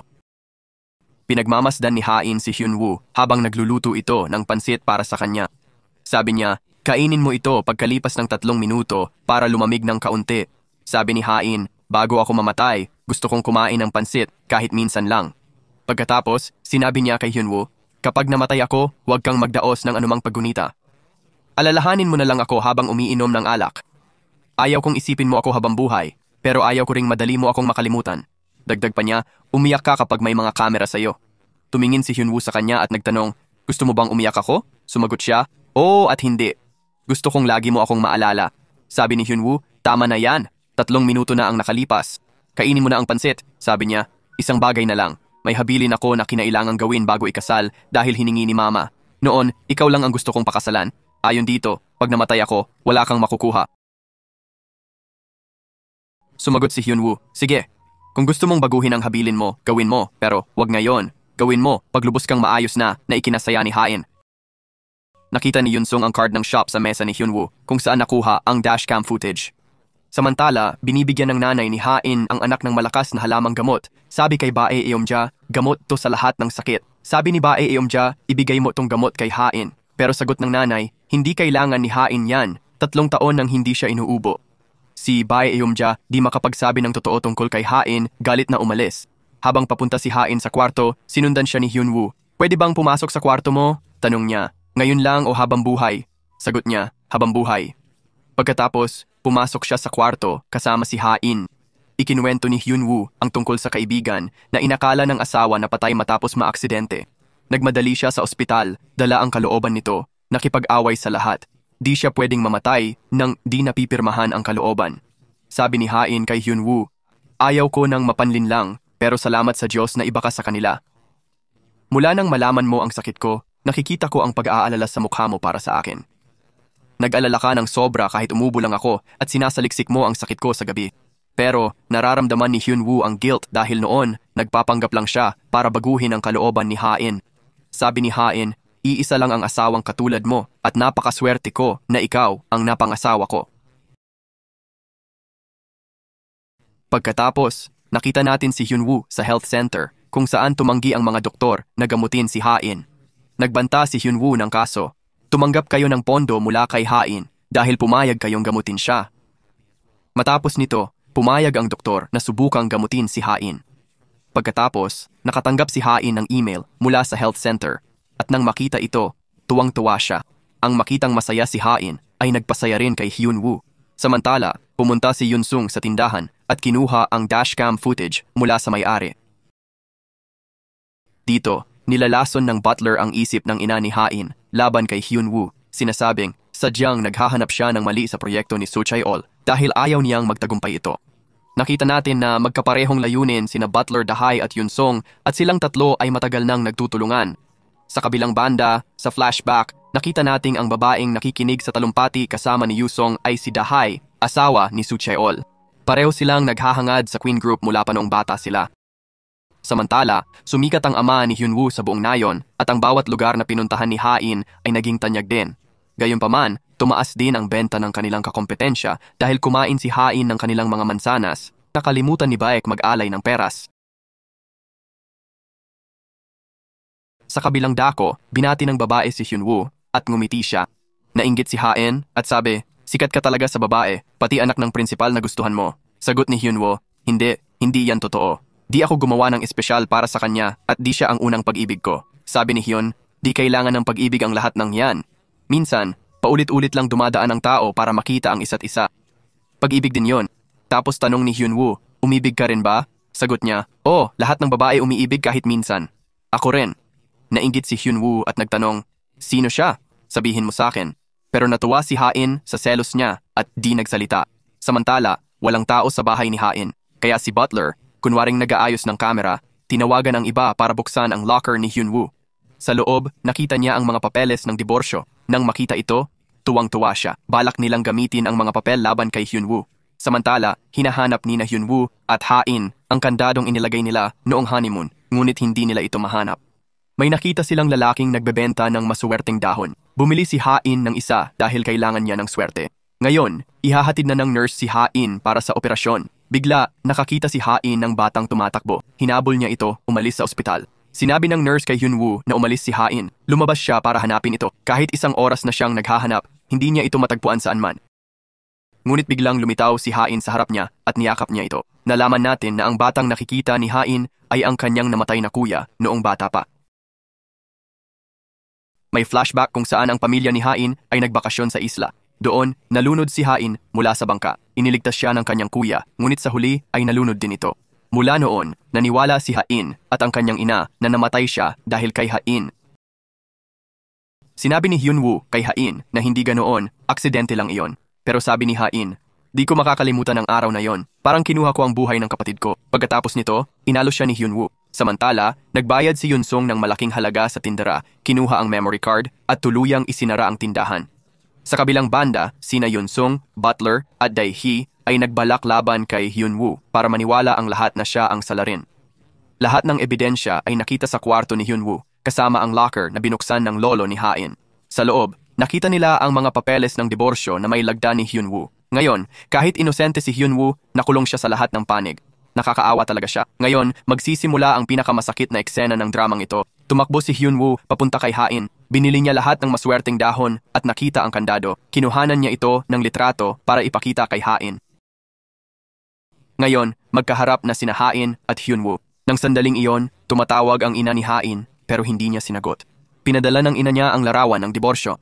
Nang makita ko, mas nadurog pa ang puso ko kaysa kay Hain. Binigyan siya ni Hyunwoo ng buke ng malas na dahon pero itinapon ito ni Hain.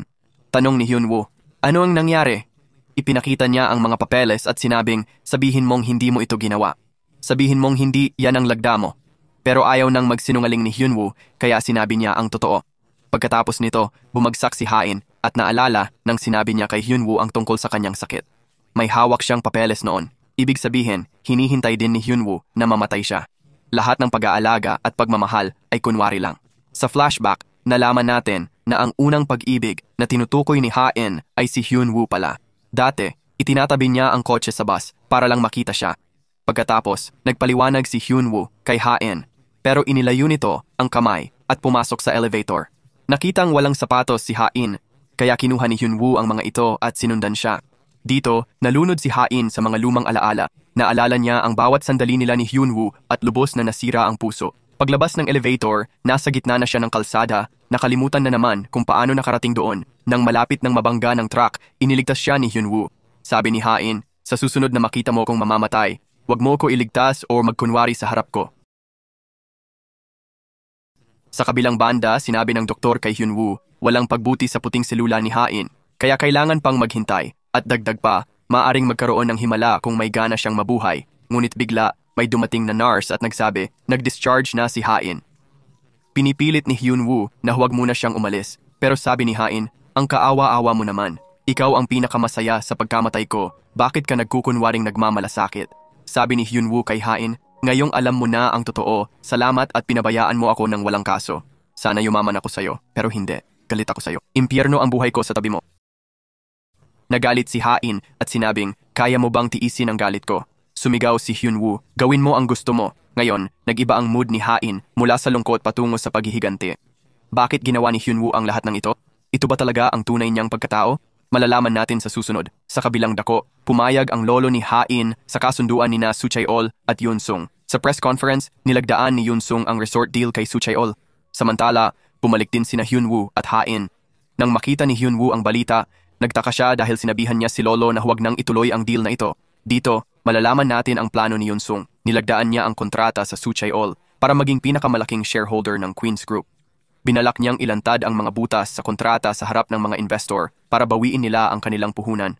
Masisira nito ang reputasyon ng Queen's Group at babagsak din ang kanilang stock sa merkado. Sa kabilang banda, sabi ng lolo ni Hain, maaaring biktima si Hyunwoo ng pandaraya sa pera sa kumpanya. Pero sabi ng tatay ni Hain, ayos lang yon, pero bakit gusto niyang iwan si Hain? Sagot ni lolo, baka may kabit siya. Sabi ng tatay ni Hain, ako mismo ang mag-iimbestiga dito. Si Hain, na nakaupo rin doon, ay nagsabi, ako ang mag-iimbestiga kay Hyunwoo. Kung may ginawa talaga siya, hindi ko siya patatawarin. At umalis siya dala ang mga divorce papers. Dito, sinabi ni Hyunwoo sa kaibigan na sinadya niyang saktan si Hain sa mga sinabi niya para maghiganti ito at makabawi. Sa ngayon, motibasyon ang pinakakailangan niya. Pagkatapos, kinausap ni Hyunwoo si lolo at palihasang ipinahiwatig na si Yunsung ang may gawa ng lahat ng ito. Ngunit dahil walang ebidensya, hindi siya pinaniwalaan ni lolo. Nakita natin na may nakatagong kamera sa loob ng painting na regalo ni Yunsung kay lolo kung saan nakikinig siya sa usapan nila. Sa kabilang dako, tinawagan ni Yunsung ang direktor, inutusang tapusin agad ang gawain at binalaan na hinahabol siya ni Hyunwoo. Samantala, nalaman ni Bae Umja auntie ang katotohanan tungkol kay Seoli. Sa flashback, sinabi ng detektib na peke ang pangalan at pagkakakilanlan ni Seoli. Ngunit ngayon, wala siyang magawa dahil sa 20 taon, nakuha ni Seoli ang tiwala ng lahat, lalo na ni lolo. Kung may gawin si Bae Umja, lahat ay tatalikod sa kanya.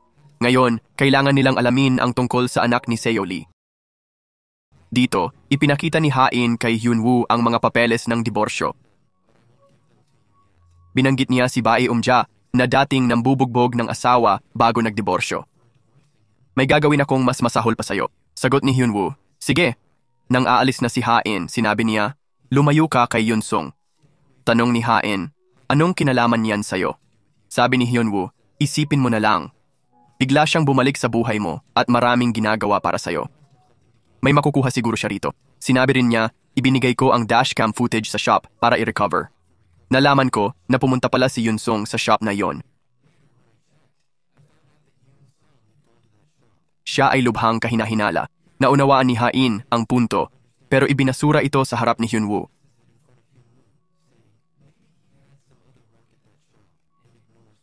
Kinabukasan, humingi si Hain ng karne para sa almusal. Nagsuot siya ng mamahaling damit, sapatos at alahas papuntang opisina. Nang makita ito, lahat ay natakot. Sabi ng bagong empleyado, ang ganda ng boss ngayon. Sagot ng sekretary, bago ka pa lang kaya di mo alam.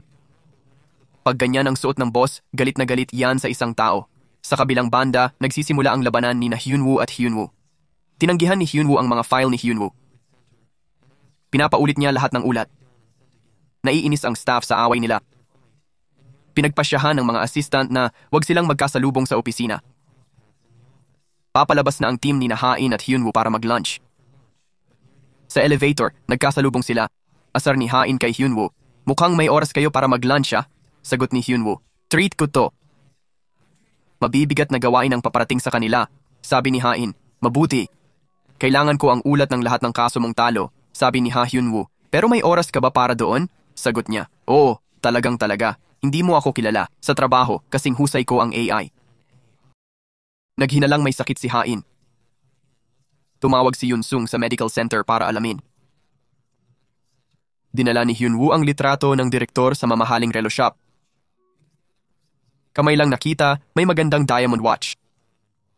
Sabi ng tindero, 10 ganyang relo lang ang ginawa. Hiningi ni Hyunwoo ang listahan ng may-ari. Pumayag ang tindero. Sa kabilang dako, natututo si Suchaeol magbisikleta. Nahulog siya dahil first time. Nag-alala ang nanay niya, pero sabi ni Suchaeol, gusto kong turuan ang anak ko magbisikleta. Natuwa si Dahaye sa nakita. Maya-maya, may tumawag. Nalaman nating aalis siya abroad sa loob ng 2 linggo. Dito, ang investigador na kinuha ng tatay ni Hain ay nagbigay sa kanya ng lahat ng detalye ni Hyunwoo at sinabi sa kanya, "Nahack pa namin ang telepono ni Hyunwoo, pero puro larawan lang ni Hain ang laman at ang taong may ganitong larawan ng asawa ay talagang nagmamahal." Pagkatapos, ibinigay ng tatay ni Hain ang mga larawang iyon sa kanya at sinabi ang lahat. Sabi ni Hain, bukas, lalabas ang resulta ng audit at malinaw na ang lahat. Pero nang lumabas ang resulta kinabukasan, napawalang sala si Hyunwoo dahil walang ebidensya laban sa kanya. Dito, kinausap ni Hain si Yunsung, "Ang dami mong ginawa para sa inkin, pero di ka humingi ng kapalit?" Sagot ni Yunsung, "May isang pabor ako. Gusto kong hiwalayan mo si Hyunwoo para ako ang pumalit sa kanya." Nang marinig ito, hindi nagustuhan ni Hain at sinabi, "Lumalampas ka na sa hangganan," bago umalis. Ngunit bigla, nakaramdam siya ng sakit sa ulo at inabot ang bag para sa gamot, ngunit napagtanto na kinuha na pala ito ni Yun Sung. Sa susunod na eksena, nalaman natin na si Yun Sung pala ay anak ni Seo Lee at pareho silang naparito para sirain ang pamilya ni Ha-in. Sa loob ng 30 taon, nakuha ni Seo Lee ang tiwala ng lolo ni Ha-in at ngayon gusto niyang kunin ang lahat at palayasin sila sa sarili nilang tahanan. Sa susunod na eksena, kinuha ni Seo Lee ang lahat ng kanyang dokumento at pumunta sa lolo ni Ha-in. Sinabi niya, "Handa akong makulong para sa inyo dahil sa pandarayang nangyari sa kumpanya. Sa ganitong paraan, hindi mapapahiya ang inyong pamilya." Nang marinig ito, lalo pang naging suportado sa kanya ang lolo ni Hain. Samantala, sa gitna ng ulan, nagpapakain si Hain ng pusa. Dumating si Hyunwoo at nagtanong, "Anong ginagawa mo rito?" Maganda ang pakikipag-usap ni Hain at hindi man lang niya matandaan kung paano siya nakarating doon. Ipinakita niya ang isang payong at nagsabi, "Natatandaan mo ba? Ito ang payong na ibinigay mo sa akin at iniwan mo ako 4 na taon na ang nakalipas." Gulat na gulat si Hyunwoo. Hindi maintindihan bakit biglang mabait si Hain sa kanya. Tapos, sabi ni Hain, "Pupunta ako sa Germany para gumaling." Sinabi niya ulit ang tungkol sa aksidente ng kaibigan. Dumating ang asawa niya sa ospital may dalang papeles. Nang marinig ito, halos mapaiyak si Hyunwoo. Napansin ni Hyunwoo na nakalimutan ni Hain ang nangyari nitong nakaraang 7 araw. Sinabi na ng doktor na mangyayari ito sa paglipas ng panahon. Tanong ni Hain kay Hyunwoo, "Anong nangyari?" Niyakap siya ni Hyunwoo at nagsorry. Sabi ni Hain sa kanya, "Mahal kita." Pagkatapos nito, lalo siyang umiyak. May eksena 4 na taon ang nakalipas, nasa aquarium sina Hain at Hyunwoo. Sabi ni Hyunwoo, "Ang kakaiba. Wala nang ibang tao dito bukod sa atin. Parang sa restaurant lang." Sagot ni Hain, "Oo nga, hindi ko alam kung bakit." Noon, walang alam si Hyunwoo sa katayuan ng pamilya ni Hain. Ang totoo, si Hain pala ang nag-book ng buong aquarium. Pagkatapos noon, opisyal na nag-propose si Hyunwoo sa kanya. Nang makita ito, nagulat si Hain at pumayag. Sa kasalukuyan, inaalo ni Hain si Hyunwoo at nagsabi, "Bakit ka umiiyak ng todo sa akin?" Sinabi ni Hyunwoo, "Sana hindi matapos ang sandaling ito. At lagi mo akong kakausapin ng ganito." Isinabi niya kay Hain, "Huwag magulat, pero nakabalik na tayo galing Germany." Tanong ni Hain, "Gumaling na ba ako?" Sagot niya, hindi ka pa handa." Pagkatapos, sinabi niya kay Hain ang buong katotohanan. "Nilagdaan ko na ang divorce papers at nalaman mo ito sa Germany. Simula noon, wala nang naging maayos sa pagitan natin." Sabi ni Hain, "Anong kalokohan ito? Paano ka magbibiro ng ganyan? Kung totoo yan, nabalik ko na ang buto mo ngayon." Sinabi niya, "Subukang alalahanin." At biglang naalala ni Hain ang lahat, kung paano sinabi ni Hyunwoo na galit siya para lang magalit si Hain. Sabi ni Hain, "Naaalala ko na ang lahat ngayon, hindi lang ikaw ang nalungkot. Pati ako rin, at ngayon, dapat na tayong maghiwalay." Pagkatapos noon, pareho silang lubos na nalulungkot. Kinabukasan, kaibigan ni Hyunwoo ang abogado niya, habang si Hain ay kumuha ng malakas na abogado. Sabi ng kaibigan ni Hyunwoo, "Boss ng Italian Mafia, baril ang pang-ayos ng problema." Pagkatapos, pareho silang natakot at nag-alinlangang pumasok. Doon, isinulat nila ang dahilan ng kanilang diborsyo. Dahil sa busy schedule, nagkalayo sila pero mananatiling magkaibigan. Sabi ni Hyunwoo, "Di mahalaga ang dahilan. Walang nakakaalam ng totoo at tapos na ang diborsyo." Pauwi, naalala ni Hain ang alaala 4 na taon na ang nakalipas sa tren kasama si Hyunwoo. Ipinakita ni Hyunwoo ang pinakamagandang paglubog ng araw sa Seoul, na enjoy nila ang romantikong sandali. Sa kasalukuyan, pinahinto ni Hain ang kotse at umupo sa parke, tinitignan ang mga larawan at video ni Hyunwoo. Naging malinaw na hiniwalayan ni Hain si Hyunwoo para lang sa kaligayahan nito. Pagkatapos, nagpasya siyang bisitahin ang mga lugar na dati pinupuntahan ni Hyunwoo. Sumunod, pumunta siya sa batting center at napasaya siya ng husto ng pagpalo ng bola. Pumunta rin siya sa kainan kung saan dati 2 beses natatalo si Hyunwoo habang kumakain. Umupo si Ha-in sa dating pwesto ni Hyunwoo, ngunit bigla itong umupo sa mesa sa likuran niya. Nang makita siya, nagtago si Ha-in sa likod ng haligi at tahimik na umorder ng pagkain. Sabi ng kaibigan ni Hyunwoo, "Mabuti nang wala ka sa pamilyang yon." Sagot niya, "Di ko alam pero gusto ko pa rin kasama si Ha-in." Naantig si Ha-in sa narinig at pareho silang uminom ng alak. Sa susunod na eksena, nalaman ni Yoon Sung sa sekretarya ni Hyunwoo na ang gamot ni Ha-in ay para sa brain tumor. Nagulat si Yoon Sung sa balitang ito at tumingin sa isang locket. Sa isang flashback, nakita nating pagdating ni Ha-in sa ampunan, may asong sasalakay sa kanya pero iniligtas siya ni Yoon Sung. Pagkatapos, itinali niya ang panyo sa sugat ni Yoon Sung. Sa sandaling iyon, naiwang kay Yoon Sung ang kanyang locket na lagi niyang suot-suot. Sa kabilang banda, tinanong ni Yoon Sung si Ha-in, "Magtatrabaho pa ba si Hyunwoo sa Queen's Group?" Sagot ni Ha-in, "Desisyon niya yan," at dagdag pa, "Hindi kita inihiwalay kay Hyunwoo para bigyan ka ng pagkakataon. Diborsyo ko siya dahil sobrang pinahirapan siya ng pamilya ko." Binalaan niya si Yoon Sung, "Huwag kang lalampas sa hangganan mo." Dito, nakuha ni Hyunwoo ang pangalan ng Chio bumili ng relo, kabilang si Seo Lee. Samantala, lumabas na si Yoon Sung pala ang may suot ng relo at sinusundan si Ha-in. Bigla, hinarang ni Hyunwoo ang kotse niya at tinanong, "Bakit mo sinusundan si Ha-in?" Sagot ni Yoon Sung, "Anong pakialam mo?" Sa isang flashback, nakita na nalaman na pala ni Hyunwoo na ang kanyang sekretarya ay nagtatrabaho para kay Yoon Sung at tinanong niya ang lahat tungkol dito. Balik sa kasalukuyan, sinabi ni Hyunwoo kay Yoon Sung, "Lumayo ka kay Ha-in. Kung sasaktan mo siya, sasaktan kita." Sagot ni Yoon Sung, "Gusto mong protektahan si Ha-in? Sige, gawin mo. Pero sa huli, ako ang pipiliin niya at mauunawaan mo rin yan." Bigla, napansin ni Hyunwoo ang relo sa kanyang kamay. Sinimulan niyang imbestigahan si Seo Lee at ang kaugnayan nito kay Yoon Sung. Sa kabilang dako, isinusulong ni Yoon Sung ang kanyang plano at lumilikha ng problema sa proyekto ni Soo Cheol, pati sa media. Dahil dito, umatras ang mga investor at si Yoon Sung na lang ang nag-invest ayon sa plano. Natuwa ang buong pamilya at si Soo Cheol nang marinig ito.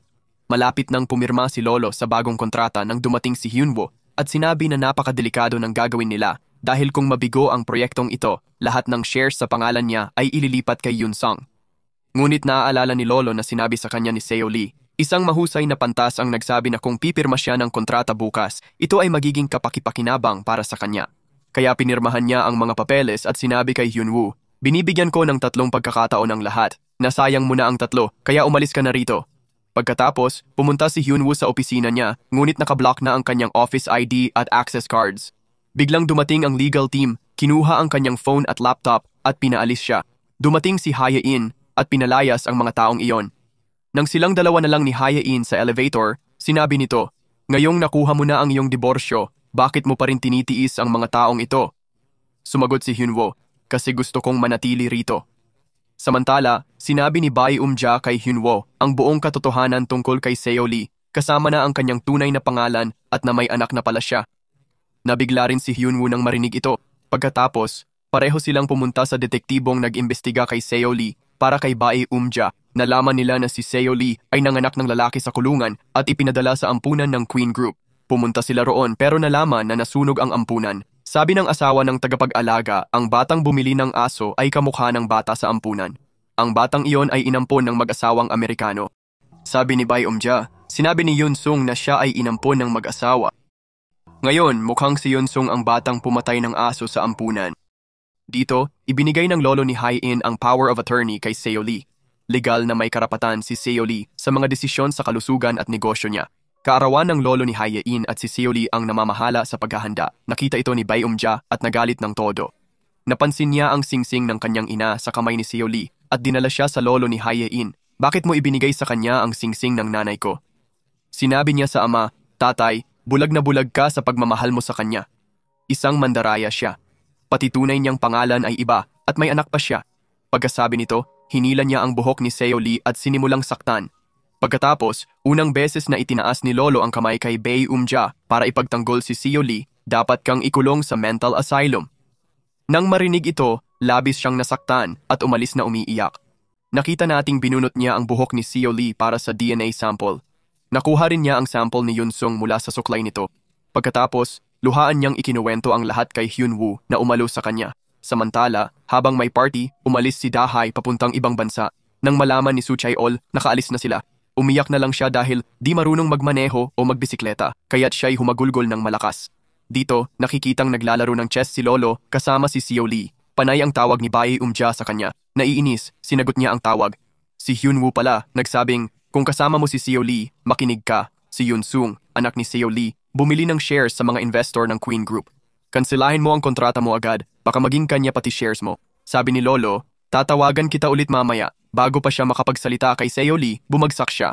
Lumapit si Xiao Li, nagsabing, gumagana na ang gamot. Nalaman natin na nilagyan niya ng gamot ang keso. Sa laro, hinawakan ni Lolo ang ilong. Pagkatapos, kinuha ni Xiao Li ang thumbprint ni Lolo, ginawang legal na tagapag-alaga. Ipinasok ni Xiao Li si Lolo sa ospital. Lahat ng staff ay sa kanya, hindi pinapasok ang pamilya. Sinabi sa lahat na inatake sa puso si Lolo. Dahil dito, natigil ang resort project. Napunta kay Yunsong ang shares, naging pinakamalaking shareholder. Nalalaman din ng media ang lahat. Matapos makita ang balita, labis na nag-aalala ang pamilya ni Hyunwoo. Biglang may dumating na kotse at bumaba si Hyunwoo. Sabi ng ate niya, buti nga sa kanila. Yung tusong si Hye-in, hiniwalayan ka na, di ba? Ngayon, wasak na ang pamilya niya. Bigla bumaba rin si Hye-in sa kotse at sabi, nandito rin ang tusong yan, at isa-isa bumababa ang buong pamilya niya sa sasakyan. Ibig sabihin, dumating silang lahat kasama ni Hyunwoo. Ngayon makikita natin kung paano sila nakarating doon. Pauwi na ang pamilya ni Hye-in nang sabihin ni Butler Grace na pumasok sa likod. Papasok na sila nang inihayag nito ang tunay na kulay. Kay Seol na ang lahat, pati bank cards nyo naka-freeze na. Iniabot niya ang gamit nila at sinabing umalis na. Dumating si Hyunwoo, pumarada sa harap ng mga reporter at pinapasok sila. Tinawagan ng tatay ni Hye-in ang mga abogado pero walang sumasagot. Dinadala ni Hyunwoo ang lahat sa kanyang tahanan. Dito sinabi ni Hye-in kay Hyunwoo, aalis kami ng pamilya ko bukas ng umaga. Sumagot si Hyunwoo, hindi, ito ang pinakaligtas na lugar para sa inyo. Sabi ni Hye-in, tapos na ang diborsyo natin, huwag ka nang mag-alala sa akin. Sagot ni Hyunwoo, hanggat hindi pa maayos lahat, aalagaan pa rin kita. Sa bahay ni Hyunwoo, nahirapan kumain ang pamilya ni Hye-in sa ibang uri ng pagkain. Naging maarte si Soo Cheol, kaya sinampal siya ni Hye-in para tumino. Tumingin ang pamilya ni Hyunwoo sa kanya at sabi niya, di ako ganyan tratuhin ni Hye-in. Tanong ng kapatid ni Hyunwoo kay Hye-in, balak ba ninyong magbalikan? Sagot niya, hindi. Napilitan lang kaming pumunta dito dahil sa emergency. Wala kaming balak ni Hyunwoo na magkabalikan. Sa kabilang dako, nababaliw si Yunsung sa paghahanap kay Hye-in. Dito, nakikinig si Hye-in ng kanta sa MP3 at nagte-text kay Hyunwoo. Sinabi niya sa kanya, nakikinig ako ng kanta sa MP3 mo. Sumagot siya, hindi akin yang MP3, nakita ko lang yan sa kung saan. Nang marinig ito, tiningnan ni Hye-in nang mabuti ang MP3 at nakita ang letrang H dito. Naalala niya na sa kanya pala ito. Naalala niya ang huling araw ng high school nang lagyan siya ng bandage ni Hyunwoo at natuwa siya sa ideyang nahulog si Hyunwoo sa kanya agad. Kaya pala iningatan niya ang music player ni Hye-in. Pagkatapos inaasar niya si Hyunwoo, siguro maganda talaga yung babae. Narinig ito ni Hyunwoo, pumunta sa kwarto ni Hye-in at sinabing, di ko na maalala kung sa babae o lalaki ito. Kinuha niya ito kay Hye-in at itinago ulit. Sabay sabi, matulog ka na. Sabi ni Hye-in, sige. Tapos inulit niya, matulog ka na. Sagot ni Hye-in, sige, umalis ka na. Pagkatapos, nagpaalam siya ng good night at umalis. Samantala, tinuturuan ng nanay ni Hyunwoo si Hye-in magluto sa kusina na lubos niyang kinaaliwan. Sa kabilang banda, nalaman ni Yunsung ang lihim na pondo ni Lolo mula sa direktor. Nagsimula siyang maghanap nito pero walang nakakaalam tungkol sa pera. Pagkatapos, pinuntahan ni Hyunwoo si Yunsung at iginalang siya ng todo, wag mo muna ko tanggalin hanggang makahanap ako ng bagong trabaho. Nagkunwari siyang wala ng kontak kay Hye-in o sa pamilya nito. Tinanong siya ni Yunsung, nasaan si Hye-in? Sagot ni Hyunwoo, pinalayas ako ni Hye-in sa kotse. Di ko alam kung nasaan siya. Kung malaman mo, sabihin mo rin sa akin. Samantala, kinausap ni Hyunwoo ang tindera at nakuha ang dashcam footage. Dito niya nalaman na si Dahi pala ang nagputol ng bakod. Ngayon, may malaking binabalak si Hyunwoo. Dito, tumatanggap si Hye-in ng update sa opisina mula sa sekretary niya nang bigla siyang nahimatay. Nang magmulat siya, nag-aalala ang pamilya ni Hyunwoo. Pero ang nanay lang niya ang nag-isip na nagkukunwari lang siya. Nakita ito ni Hye-in at labis siyang nasaktan. Ngayon, sinabi ni Hyunwoo kay Hye-in na sumama sa kanya sa doktor bukas. Hiniling ni Hye-in na ikwento ang sitwasyon sa opisina. Kahit alam na niya lahat, sinabi ni Hyunwoo na nagsampa siya ng kaso laban sa broker at ngayon ay hindi na ito makakaalis ng bansa. Sabi niya, huwag kang mag-alala, ako ang bahala sa lahat. Tumugon si Hye-in, hindi, Kailangan kong mag-alala. Hindi kaya ng kapatid ko alagaan ang mga magulang ko pagkamatay ko. Kaya nga nag-inject pa ako para tumaas ang aking WBC count. Natuwa si Hyunwoo pero sabi ni Hae-in, kapag gumaling ako agad, mas maaga tayong maghihiwalay. Magiging payapa ang buhay mo. Nang marinig ito, pareho silang naantig. Samantala, nalaman ni Yoon-sung ang brain tumor ni Hae-in. Tinanong niya ang doktor, paano ko maililigtas si Hae-in? Pero walang sinabi ang doktor dahil hindi ito pinapayagan. Dito, dumating din si Hae-in sa ospital para sa kanyang pagsusuri. Nang malapit na siyang magpatingin, dumating si Hyunwoo at sinabi, nalaman ni Yoon-sung ang lahat at pumunta pa rito para magpatingin. Dagdag niya, tumawag lang ang doktor at ipinaalam sa akin. Pagkatapos noon, pareho silang umuwi. Ngayon, tumataas ang tensyon ni na Yoon-sung at Seo Lee. Gusto ni Seo Lee pumalit kay Hae-in, pero gusto ni Yoon-sung ibalik si Hae-in. Samantala, nakakatanggap si Hyunwoo ng mga banta mula sa broker at pakiramdam niya may sumusunod sa kanya. Sa kabilang banda, dinukot ni Yoon-sung ang lolo ni Hae-in at dinadala sa kung saan. Ngayon, makikita na natin ang mag-ina na magkaharap. Dito, dinala ni Hyunwoo ang kotse sa liblib na lugar dahil may nakitang sumusunod sa kanya. Samantala, naghihintay si Hae-in kay Hyunwoo at lumabas para maglakad habang tinatawagan siya. Sa kabilang dako, nakatayo ang broker sa harap ni Hyunwoo habang tumatawag si Hae-in sa telepono niya. Dito, habang naglalakad, si Hae-in ay nakakita ng isang lalaki sa malayo. Akala niya si Hyunwoo, pero hindi pala. Samantala, inatake ng broker at mga tauhan si Hyunwoo. Pero parang action star, tinalo niya silang mag-isa kahit natamaan din siya. Nakita natin na ang lalaking nakita ni Hae-in ay si Yoon-sung pala at nagulat siya nang makita ito. Pumunta si Soo Chae-ol sa gym ng kapatid ni Hyunwoo at nalaman na dating kampiyon siya sa boxing.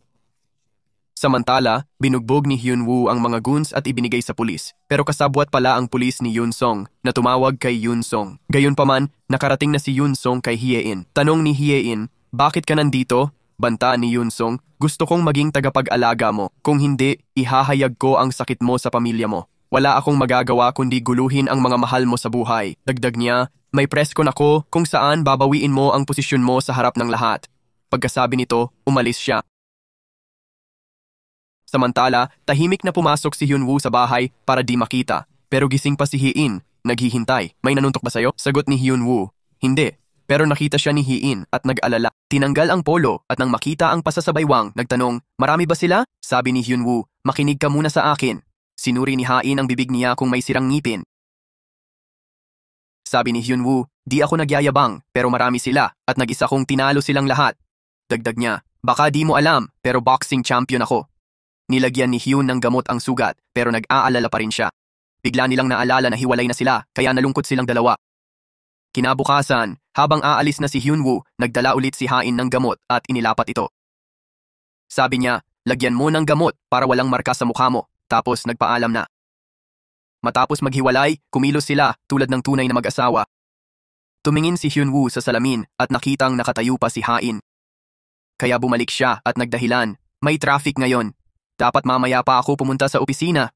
Tapos dinala niya si Hae-in para kumain ng popsicles tulad noong 4 na taon ang nakalipas. Nandoon na, sabi niya. Kung sana'y napagaling natin ang sugat ng isa't isa noon pa, masaya na sana tayo. Sagot ni Hae-in, mas mabuti pa sana kung di tayo nagkita, di nagpakasal, at kung nagkita man, dapat naghiwalay na lang tayo. Sabi ni Hyunwoo, baka di ka magsisi, pero ako, di kita makakalimutan hanggang sa huling hininga ko. Samantala, maling inakusahan ni Yoon-sung si Hyunwoo at tinanggal sa pwesto. Hinarap niya si Hyunwoo at hinamon, tingnan natin kung sino unang matatalo. Dito, sina Seo Lee, Grace at Baeomja ay naghahanap ng lolo ni Hae-in. Ngayon, nagtulungan sina Hyunwoo at Baeomja para bitagin si Grace at hanapin si lolo. Samantala, kinausap ng sekretarya si Hae-in at ikinuwento ang nangyari kay Hyunwoo. Nang marinig ito, tinawagan ni Hae-in si Yoon-sung. Bakit mo tinanggal si Hyunwoo? Sumagot si Yoon-sung, may nagawang mali si Hyunwoo. Hindi ko pa napagpapasyahan kung ano yon na siyang ikinagalit ni Hae-in. Pumunta si Hyunwoo sa kwarto ni Hae-in para tanungin, anong sinabi sa'yo ni Yoon-sung? Sagot ni Hae-in, gusto niyang bumalik ako sa bahay na yon. Nagalit si Hyunwoo, anong karapatan niya para makasama ka? Sabi ni Hae-in, kaya kong lutasin ang sarili kong problema. Ayaw kong magdusa ka para sa akin. Sabi ni Hyunwoo, huwag kang mag-alala sa akin. Galit na sinabi ni Hae-in, simula ngayon, huwag ka nang gumawa ng kahit ano para sa akin. Kaya kong alagaan ang sarili ko. Labis itong nakasakit kay Hyunwoo. Samantala, nalaman ng nanay ni Hyunwoo ang tumor ni Hae-in at nalungkot siya. Mas lalo pa niyang inalagaan si Hae-in. Bumalik si Ha-in sa Queen's Group at pumunta sa press con kasama si Yoon-sung. Tuwang-tuwa si Yoon-sung na kasama na niya si Ha-in. Biglang dumating si Hyun-woo at nagtanong, "Bakit ka nandito?" Sumagot si Ha-in, "Para lutasin ang problema ko bago umalis kasama si Yoon-sung." Nakita natin na natagpuan ni Seo Lee at Grace si Lolo at nagkamalay na siya. Bago ang kumperensya, sinabi ni Yoon-sung, "Sa dulo ng talumpati, ibabalita ko rin ang kasal natin." Pagkatapos, nagtungo sila sa press con. Sinabi ni Yoon-sung sa lahat, "May kumakalat na chismis na kinuha ko ang Queen's Group sa pamamagitan ng panlilinlang. Para patunayan na mali ito, muling itatalaga ko si Ha-in bilang CEO ng department store." Pagkatapos, sinabi ni Ha-in, "Gaya ng sabi ni Yoon-sung, matalik kaming magkaibigan, pero binantaan niya ako na kung di ko susundin ang gusto niya, ilalaglag niya si Hyun-woo sa isang kaso na ikinalito ng lahat at ikinakaba ni Yoon-sung." Pagkatapos nito, sabi ni Ha-in, "Di ko makuha ang CEO position kasi mamamatay ako. Wala na akong oras." Naintindihan ni Hyun-woo na ginawa to ni Ha-in para protektahan siya, kaya napaiyak siya. Tapos, may eksena 4 taon ang nakalipas kung saan sinabi ni Ha-in kay Hyun-woo, "Paglasing ka, ang cute mo talaga," at binalaan siya, "Simula ngayon, huwag kang iinom sa harap ng ibang babae." Pagkatapos, nakita natin yung eksena kagabi kung saan bumubunot si Hyun-woo ng dahon sa halaman, nagsasabing, "Gusto niya ko, hindi niya ko gusto, sa huli, gusto niya ko." Tapos, sinabi niya, "Mahal kita, Ha-in," na narinig ni Ha-in mula sa kanyang kwarto. Sa kasalukuyan, habang papalapit si Ha-in kay Hyun-woo, bigla siyang nakakita ng bulaklak at niebe, tapos nahimatay siya sa mga bisig ni Hyun-woo. Ngayon, umiiyak si Hyun-woo habang dinadala siya sa ospital. Sa isip ni Ha-in, "Di pa ko pwedeng mamatay. Kailangan ko pang sabihin kay Hyun-woo na mahal ko siya." Si Hyun-woo ay sobrang umiiyak. Noon din, dumating ang pamilya ni Hyun-woo at Ha-in, lahat nagulat at nalungkot. Samantala, gumising ang lolo ni Ha-in, ngunit nawalan na siya ng alaala. Hindi na niya makilala ang sinuman. Nang makita si Ha-in, lubos na nadurog ang puso ng kanyang mga magulang. Napagtanto ng nanay niya kung gaano niya nasaktan at pinabayaan ang anak, kaya't hindi tumigil ang kanyang pag-iyak. Nagkamalay si Ha-in at sinabi kay Hyun-woo, "Mahal kita. Ikaw lang ang minahal ko noon pa man. Mula nang maintindihan ko ang pag-ibig, ikaw lang ang laman ng puso ko. Patawad, iniwan kita." Dagdag pa niya, "Mahalaga ang mga salitang ito ngayon. Hindi ko alam kung kailan ako mawawala. Takot na akong matulog, baka hindi na ako magising." Narinig ito ni Hyun-woo, lalo siyang umiyak, niyakap si Ha-in at sinabing, "Hindi kita pababayaan." Lahat ay dumating para makita si Ha-in, pero ang nanay niya'y walang lakas ng loob at umiiyak. Nang mga oras na iyon, inalo siya ni Hyun-woo at si Ha-in mismo ang lumapit sa kanyang ina. Matapos ang maraming taon, ang mag-ina ay nagyakap at umiyak ng husto. Samantala, umuwi ang lolo ni Ha-in at hinahanap ni Yoon-sung ang itim na pera ni lolo para iligtas ang bumabagsak na shares ng Queen's Group. Medyo nagtagumpay siya sa pagsubaybay nito sa Malaysia, ngunit pagkatapos hindi na niya nalaman kung saan ito napunta. Sa kabilang dako, magkatabi sina Ha-in at Hyun-woo. Sabi ni Ha-in, "Tingnan mo ako ng may pag-ibig." Nang tumingin si Hyun-woo, namula siya at nagsimula silang umalis. Bigla na lang, lumitaw si Yoon-sung sa harap nila. May usapan sina Ha-in at Yoon-sung. Sabi ni Yoon-sung, "Sinubukan kong mapalapit sa'yo, pero hindi mo ako binigyan ng pagkakataon. Pati si Hyun-woo ay sinungaling. Nagkunwari siyang mahal ka. Nakalimutan mo ba?" Sagot ni Ha-in, "Kasama ko si Hyun-woo. Kahit ngayon, sapat na yang paliwanag para sa'yo." Pagkatapos, sinabi ni Yoon-sung kay Hyun-woo, "Kasama mo ba si Ha-in dahil sa pera? Kung ganun, sa akin mo nakunin." Sumulong siya para saktan si Hyun-woo, pero si Hyun-woo ang sumuntok at nagsabi, "Habang buhay ako, lagi akong makakasama ni Ha-in." Samantala, magkasamang hinahanap ni Ha-in at Hyun-woo ang lihim na pondo ni lolo, pero wala silang gaanong nakitang impormasyon. Kinabukasan, may binuong grupo sa kumpanya para kasuhan si Hyun-woo. Pero dahil sa tugon ng mga kaibigan ni Hyun-woo, nalito ang grupo at kusang nahulog ang mga kaso laban sa kanya. Sa kabilang dako, tinatakot ni Seo Lee si lolo tungkol sa pondo, pero wala itong maalala. Ngayon, dinala ni Ha-in ang hairdryer kay Hyun-woo dahil siya lang ang marunong gumamit. Habang nagpapatuyo, sabi ni Hyun-woo, "Bibilan kita ng bago," pero sabi ni Ha-in, "Ayaw ko, gusto ko to kasi ikaw ang nagpapatuyo, sapat na yon. Hindi ko kailangan ng espesyal na pagtrato mula sa'yo." Sabi niya, "Lalala ang aking kalagayan at gusto kong iwanan mo ako kapag lumitaw ang susunod na sintomas." Nang marinig ito, hindi umimik si Hyun-woo. Ngayon, ipinaalam ni Butler kina Hyun-woo at Hye na maaaring nasa isang bodega ang lihim na pondo ni lolo. Pagkatapos nito, nagbalat kayo sila at pumunta ron. Samantala, napansin din ni Yunsung ang kakaibang pangalan ng bodega sa kanyang mga email kaya nagtungo rin siya doon. Ngayon, habang paalis na sila matapos ilipat ang data, biglang umulan. Isinuot ni Hyunwoo ang kanyang Amerikana kay Ha-in at pumunta para kunin ang kotse. Bigla namang nahilo si Ha-in. Tumilat siya at nakita si Hyunwoo na nakatayo sa harapan niya. Tanong ni Ha-in, "Ang bilis mo bumalik?" Nakatulog si Ha-in sa kotse pero napansin ni Hyunwoo na may sumusunod sa kanila. Ginising niya si Ha-in at sinabihan itong umupo ng maayos. Pagkatapos, inunahan sila ng kabilang kotse at hinarang ang kanilang daan. Nagulat si Ha-in sa taong bumaba ng kotse dahil kamukha niya si Hyunwoo at kasama niya si Yunsung. Ibig sabihin, nakikita ni Ha-in si Hyunwoo sa kanya, nadulot ng kanyang karamdaman. Sa susunod na eksena, mas maaga, pagkatapos ng CCTV, nakilala ni Ha-in ang truck at nalaman na ang pondo ay nasa bahay nila. Sa kasalukuyan, nagulat si Ha-in at ayaw pang sabihin kay Hyunwoo ang totoo. Kaya sinabi niya, "Sasama ako kay Yunsung para makita si Lolo. Huwag kang mag-alala, sunduin mo na lang ako mamaya." At umalis siya kasama si Yunsung. Pagkaalis ni Ha-in kasama si Yunsung, may tumama sa ulo ni Hyunwoo na walan siya ng malay. Nang magising si Hyunwoo, sinusubukan siyang i-inject ni broker ng kung ano at nakatali siya sa kotse. Samantala, dinala ni Yunsung si Ha-in sa bahay nito at sinabi, "Maghanda ka, tapos kakain tayo at pupunta kay Lolo." Pagkatapos, nakita ni Ha-in ang isa niyang panulat at kinuha ito. Dito, masayang-masaya si Yunsung, nakakain kasama si Ha-in. Bigla siyang tinawagan ng broker na nagsabing naasikasuhin na si Hyunwoo.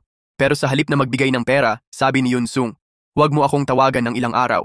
Tapos pinatay niya ang kanyang telepono. Sinabi ni Yunsung kay Ha-in, "Umupo ka at kumain kasama ko, ito ang hiling ko." Kaya kumain si Ha-in. Pagkatapos nito, pumunta siya para makita si Lolo. Pero sa labas, nakikipag-away si Seoli kay Yunsung. "Bakit mo pinapasok si Ha-in?" Biglang lumabas si Ha-in at sinabing, "Alagaan mo si Lolo, babalik ako agad."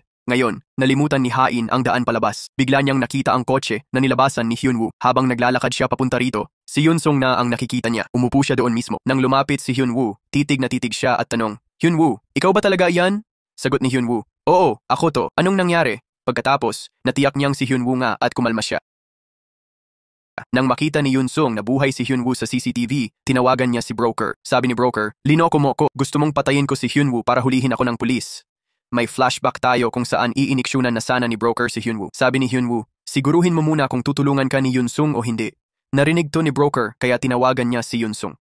Pagkatapos makita ang kilos ni Yunsung, pinakawalan niya si Hyunwoo. Ngayon, dinala ni Hyunwoo si Ha-in sa kanyang apartment sa unang beses. Tanong ni Ha-in, "Dito ka natulog sa sofa?" Sagot niya, "Oo." Tapos sabi ni Ha-in, "Gutom ako." Kaya nagluto siya at nagustuhan ni Ha-in. Bigla, sabi ni Ha-in, "Kahit 100 beses akong ipanganak, ikaw pa rin ang pakakasalan ko." Nang marinig ito, namula si Hyunwoo at nagsabi, "Alam mo talaga kung paano pabilisin ang tibok ng puso ko." Samantala, sinisikap ni Seoli na ipaunawa kay Yunsung. "Kalimutan mo si Ha-in, panganib siya sa atin." Pero may ibang binabalak si Yunsung. Samantala, sinabi ni Ha-in kay Hyunwoo, "Binigay ko kay Lolo ang panulat na may audio. Kung bumalik ang alaala ni Lolo, tiyak may itatala siya roon." Sa susunod na eksena, natutulog si Hyunwoo sa sofa. Biglang lumapit si Ha-in at hinawakan ang kanyang mukha. Hinila siya ni Hyunwoo at sinabing, "Matulog ka pa sandali." Sa kabilang dako, sinabi ni Grace kina Seoli at Yunsung na ang lihim na pondo ay nakatago sa bahay na ito. Sa kabilang panig, dinala ni Hyunwoo si Ha-in para makita ang magandang paglubog ng araw at binigyan siya ng singsing, sinasabing, "Pakibalik ang diborsyo." Sinuot ni Ha-in ang singsing, ibinalik sa kahon at sinabi kay Hyunwoo, "Ibalik mo na to." At lumakad palayo. Sumunod si Hyunwoo sa kanya at tinanong kung bakit. Kaya sinabi niya, "Kahapon napagkamalan kong ikaw si Yunsung at sumama sa kanya, kaya..." Tapos sabi niya, "Lumalala na talaga ang aking kalagayan at natatakot ako kung ikaw ba'y totoo o panaginip lang." Nang marinig ito, pareho silang naantig ng husto, sina Ha-in at Hyunwoo. Pagkatapos, pumunta si Ha-in at umupo sa kotse. Samantala, nakita si Lolo na kunwaring iniinom ang gamot na bigay ni Seoli. Pero itinatago pala. Sa kabilang dako, pinag-uusapan ni na Hyunwoo at ng pamilya ang lihim na pondo. Bigla, sabi ni Ha-in, "Kahapon, may binanggit si Lolo tungkol sa panic room. Hindi ko gaanong naintindihan." Sagot ng tatay ni Ha-in, "May panic room sa bahay namin, pero walang nakakaalam kung paano ito buksan." Sabi ni Hyunwoo, "Tiyak na alam ng nagdisenyo ng bahay na ito." Samantala, hinahanap din ni na Yunsung at Seoli ang daan patungo sa panic room. Sa kabilang banda, bumalik si Daha at tuwang-tuwa si Soo-chul nang makita sila ng anak nila. Humihingi siya ng paumanhin sa lahat at sinabi kay Soo-chul, "Hindi ako bumalik para makipagbalikan, kundi para ibalik ang lahat ng ninakaw ko sa pamilya mo. Eto na."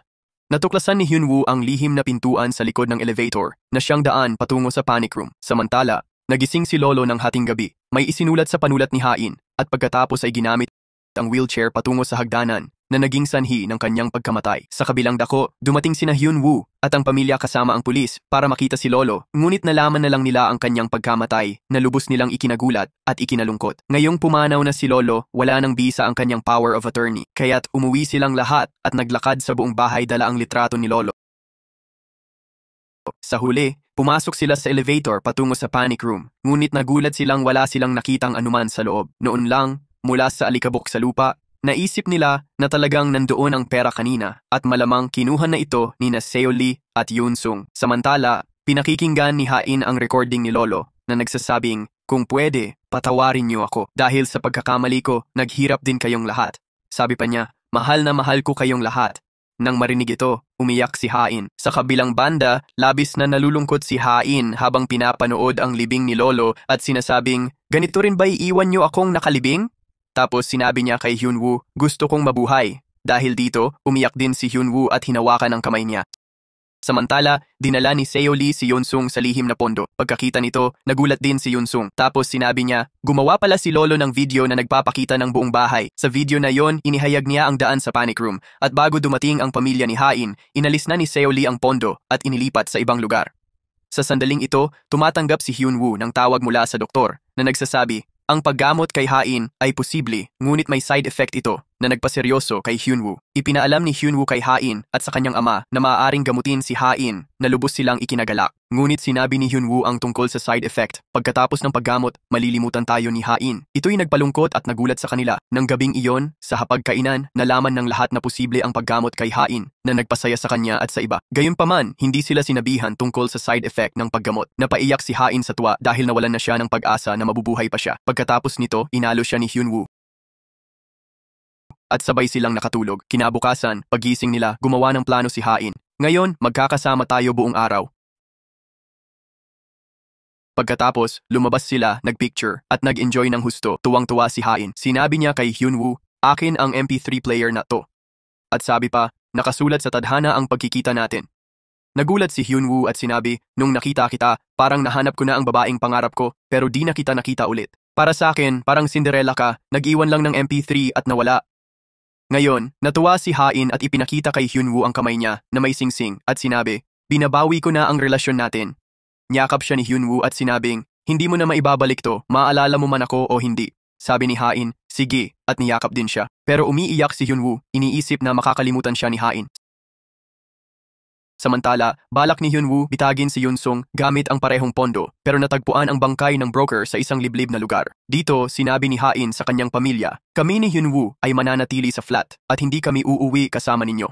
Samantala, nalaman ni Yoon Sung na pwedeng gawin sa Germany ang paggamot kay Hain. Kaya sinabi niya sa butler na tipunin lahat ng impormasyon. Sa kabilang banda, pagdating ni Hain at Hyunwoo sa flat, napagkamalan sila ng isang tiyahin na bagong kasal. Pagkarinig nito, tuwang-tuwa si Hain. Ngayon, magkasama lagi sina Hain at Hyunwoo at marami silang alaala na naipon. Naglaro sila ng baseball kung saan sinabi ni Hyunwoo kay Hain, kapag masyadong komplikado ang buhay, gumaganda ang pakiramdam ko sa pagtama sa bolang ito. At sinabi pa niya kay Hain, ngayon, ikaw lang ang focus ko at gusto ko lang na gumaling ka. Na siyang nagpangiti sa kanya. Ngayon, sinabi ni Yoon Sung kay Hyunwoo, alam kong pupunta kayo sa Germany para sa treatment ni Hain at natutuwa ako para kay Hain. Nang marinig ito, nagulat si Hyunwoo dahil alam din niya ang mga side effect nito sakit at sinabi ni Yoon Sung, gusto ko ring hindi malaman ni Hain ang tungkol dito. Samantala, gumawa si Hyunwoo ng artificial na niebe sa tindahan ni Hain dahil pangarap niyang makakita ng niebe ng maaga. Pagkatapos, sinabi ni Hain, ikaw pala yung batang hinahanap ko noon at yung bus na sinusundan ko. Nang marinig ito, tuwang-tuwa si Hyunwoo at paulit-ulit na tinatanong, talaga ba? Nairita si Hain at umalis. Kinabukasan, umalis sila patungong Germany. Nalulungkot si Hyunwoo, iniisip na baka makalimutan siya ni Hain. Pagdating sa ospital, sinabi ni Hyunwoo kay Hain ang side effect ng gamutan. Nagulat si Hain, tumingin sa kanya at sinabing, ayoko magpagamot. Sabi ni Hyunwoo, please Hain, gusto lang naming mabuhay ka, kailangan mong mabuhay. Sa flashback, ipinakita ang eksena kagabi kung saan gumawa ng video si Hyunwoo. Para kay Hain, sinabi niya, kahit makalimutan mo ako, ipapaalala ko sa iyo ang lahat at magsisimula muli ang ating kwento. Sa dulo ng video, sinabi niya sa kanya, mahal kita. Ngayon, isang eksena mula 3 taon ang nakalipas ang ipinapakita kung saan ipinakita ni Hain kay Hyunwoo ang isang matandang lalaki na naglalagay ng mga bulaklak sa puntod ng kanyang asawa. Kaya sabi ni Hyunwoo, "Hindi ako gagawa ng ganyan dahil hindi ako mabubuhay nang wala ka." Nang marinig ito, namula si Hain. Samantala, nagsimula ang investigasyon sa pagkamatay ng broker at umalis din si Yunsung patungong Germany. Ngayon, may bagong plano si Yunsung na ihahayag sa ibang pagkakataon. Dito, nananalangin si Hyunwoo sa simbahan at sinabi niya kay Hain, "Nanalangin ako sa Diyos para sa iyo na pumayag ka sa paggamot na walang mangyayaring masama sa iyo at manatili kang buhay." Nang marinig ito, sinabi ni Hain, "Iyon ay isang kakilakilabot na panalangin."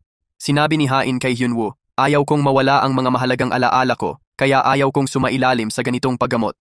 Namuhay ako ng buo sa sarili kong paraan at ngayon gusto kong mamatay sa sarili kong paraan din."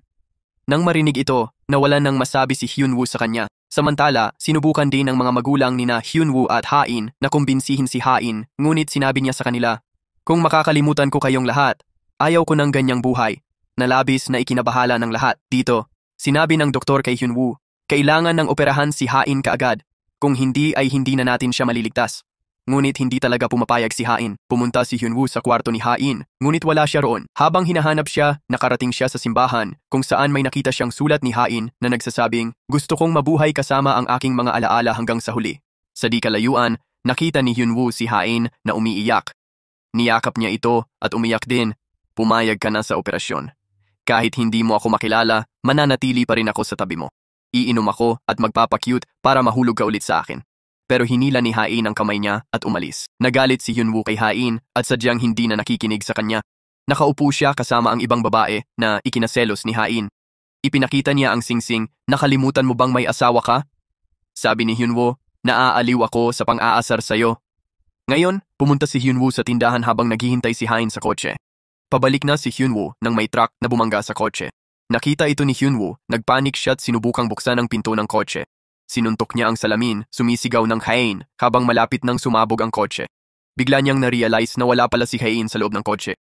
Narinig ni Hyunwoo ang boses ni Hain mula sa likuran niya. Pagkakita kay Hain, lalo siyang umiyak at niyakap ito ng mahigpit. Inalo siya ni Hain, naintindihan niya ang takot ni Hyunwoo na mawala siya. Dinala ni Hain si Hyunwoo para magpabenda, tapos nagtanong, "Iiyak ka ba ng ganito pag namatay ako?" Sumagot siya, "Oo." Kaya sabi ni Hain, "Kung ganon, kailangan kong i-cancel ang pagkamatay ko." Handa na akong magpa-opera na ikinasaya ni Hyunwoo. Sa Germany, binisita nila ang mga lugar na napuntahan ni Hain dati. Nakahiga sila sa hospital bed nang sabihin ni Hain, "Kung may sasabihin ka, sabihin mo na ngayon." Sabi ni Hyunwoo, "Mahal kita." At dagdag pa, "Ito lang ang hindi ko sinabi sa'yo sa lahat ng taong ito," sabi ni Armin. "Gusto ko lang mabuhay kasama mo bilang normal na mag-asawa." Kaya sabi ni Hain, "Ang unfair naman yan. Makakalimutan ko pati ang matatamis mong salitang ito." Sabi ni Hyunwoo, "Uulitin ko silang sabihin. Magpapakyut ako ulit para mahulog ka sa akin." Binigyan ni Hain si Hyunwoo ng tala-arawan at sabi, "Para sa akin to. Pagkatapos ng operasyon, ibalik mo sa akin."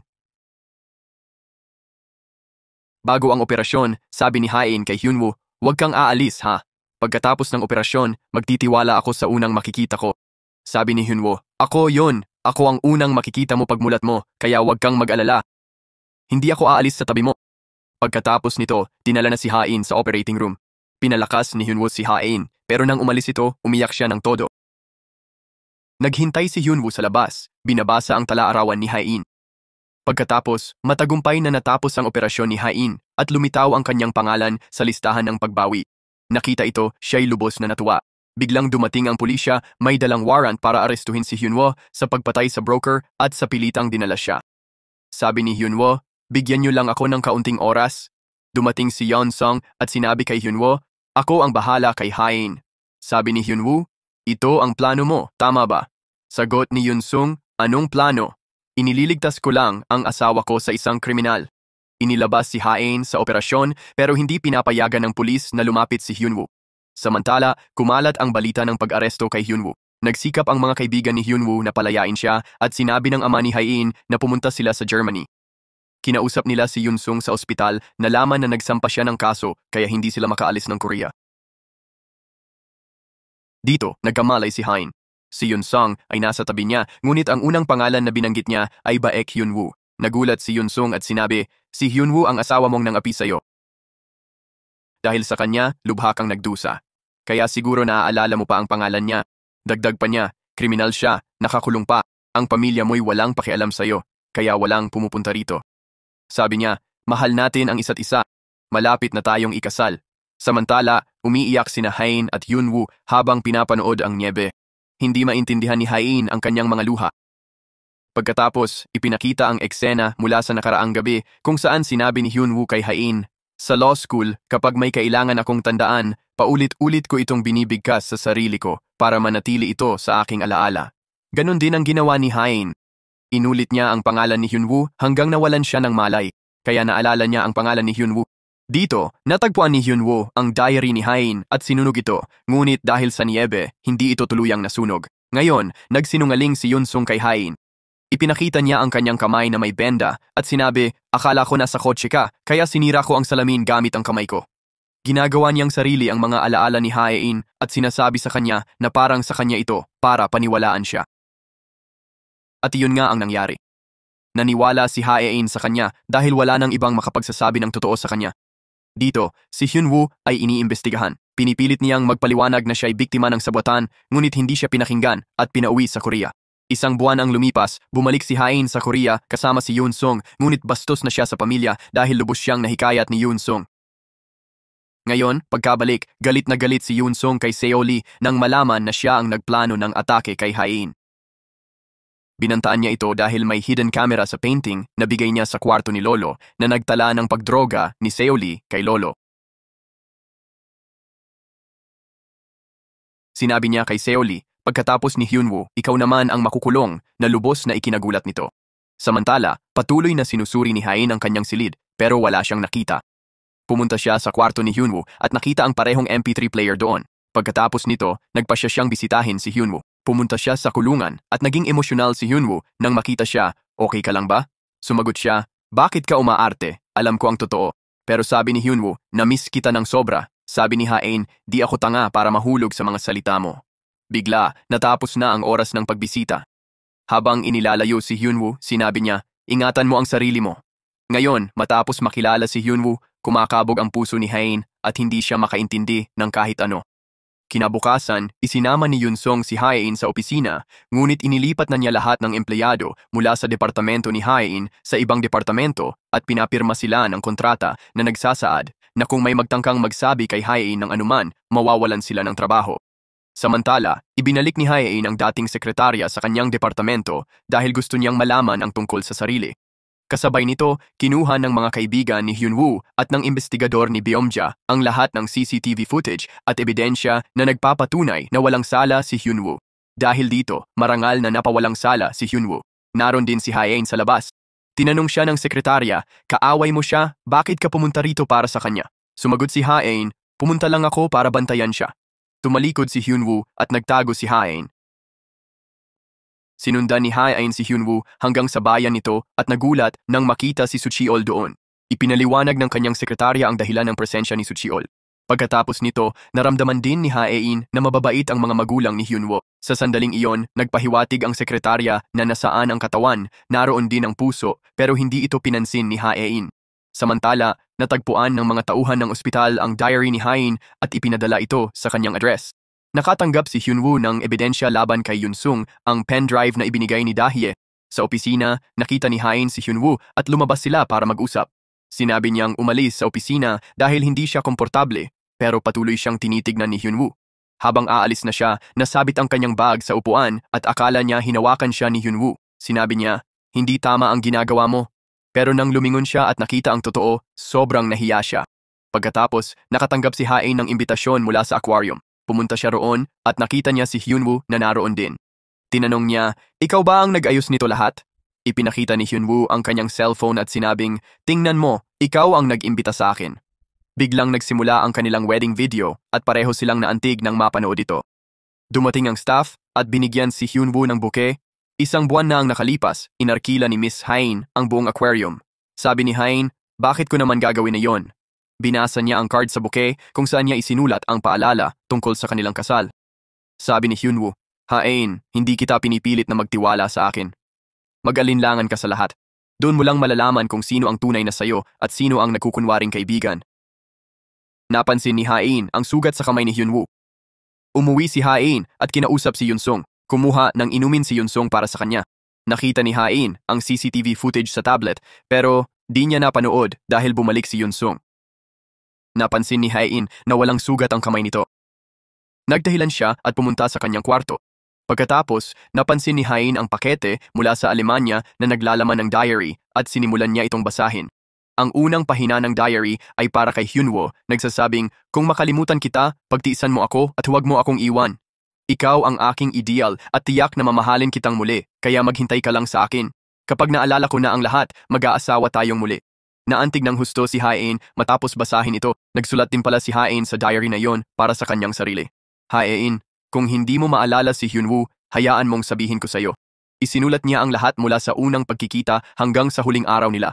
Pagkabasa nito, labis na nalungkot si Hain. Sa huling pahina, isinulat ni Hain, "Kung nalilito ka pa, alalahanin mo lang na si Hyunwoo ang dahilan ng aking buhay. Manatili ka kay Hyunwoo dahil kayo ay nakalaan para sa isa't isa." Pagkabasa nito, kinuha ni Hain ang kanyang kotse at umalis para makita si Hyunwoo. Ngayon, umalis din si Yunsung para sundan si Hain dahil naglagay siya ng tracker sa kotse nito. Nakatayo sina Hain at Hyunwoo sa magkabilang dako ng kalsada nang biglang may dumating na bus at nawala si Hain kasama nito. Kasabay nito, may kotse na bumangga kay Hyunwoo at nawalan siya ng malay. Sa susunod na eksena, natuklasan na si Yunsung pala ang bumangga kay Hyunwoo gamit ang kanyang kotse. Samantala, nagkamalay si Hain at nakita ang sarili sa isang silid, hindi maintindihan ang nangyayari. Dumating ang pamilya ni Hyunwoo sa ospital, ngunit wala siya sa kanyang kama. Pagkatapos, ipinakita na naglalakbay si Hyunwoo sa isang taxi papunta sa kung saan. Sa kabilang banda, napagtanto ni Hain na kinidnap siya ni Yunsung. Nagkunwari siya sa harap nito, sinasabing, "Pumunta lang ako doon para kausapin si Hyunwoo," at naniwala si Yunsung. Ngayon, naghahanap na lang si Hain ng pagkakataon para makatakas. Samantala, sa tulong ng butler, nalaman ni Hyunwoo ang kinaroroonan ni Hain at nakarating sa hunting ground villa. Pumasok siya sa ikatlong pinto dahil matindi ang sakit niya at hindi kaya ang makipagharap sa sinuman. Maya-maya, nakita niya si Hain at tumakbo palabas kasama ito. Nakita ito ni Yunsung at kinuha ang baril para habulin sila. Umiiyak, humingi ng tawad si Hain kay Hyunwoo, hinawakan ng kamay at tinangkang ilayo siya. Bigla, nakita sila ni Yunsung at kasabay nito dumating ang mga pulis. Ngayon, tuluyan nang nawala sa katinuan si Yunsung. Sinabi niya kay Hain, "Lumapit ka sa akin." Sumagot si Hain, hindi ako lalapit sa'yo," na labis na ikinasugat ni Yunsung. Itinututok niya ang baril kay Hain at sabi, "Kung hindi kita makukuha, wala nang makakakuha sa'yo." Binaril ni Yunsung si Hain, pero humarang si Hyunwoo, tinamaan sa balikat. Pinaulanan ng bala ng mga pulis si Yunsung, napatay siya agad. Dinala si Hyunwoo sa ospital bago dalhin sa ICU, hinawakan ng kamay ni Hain, "Huwag kang aalis." Sabi ni Hain, "Hindi, nandito lang ako, naghihintay sa'yo." Ngayon, naalala ni Hain ang mga pangyayari sa Germany bago ang operasyon niya. Sa pag-iisip nito, lalo siyang nalulungkot at umiiyak ng todo. Malubha ang kalagayan ni Hyunwoo, nag-aalala ang lahat at ipinagdarasal siya.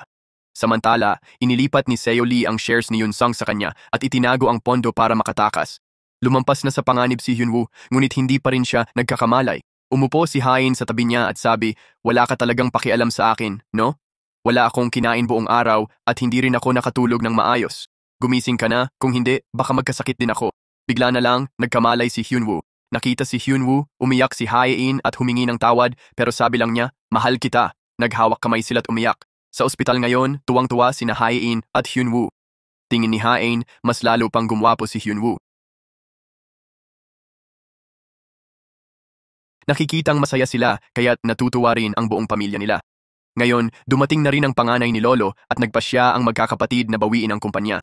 Pagkatapos nito, nagsimula ang countdown ni Seo Lee. Samantala, ang butler at si Dahay ay tumulong sa pamilya ni Hain at nagpatotoo laban kay Seo Lee. Dahil dito, nahatulan si Seo Lee na ibalik na ng pamilya ni Hain ang lahat. Si Dahay at butler ay nakulong ng 2 taon habang inaalagan ni Soo Chi-yeol ang anak niya.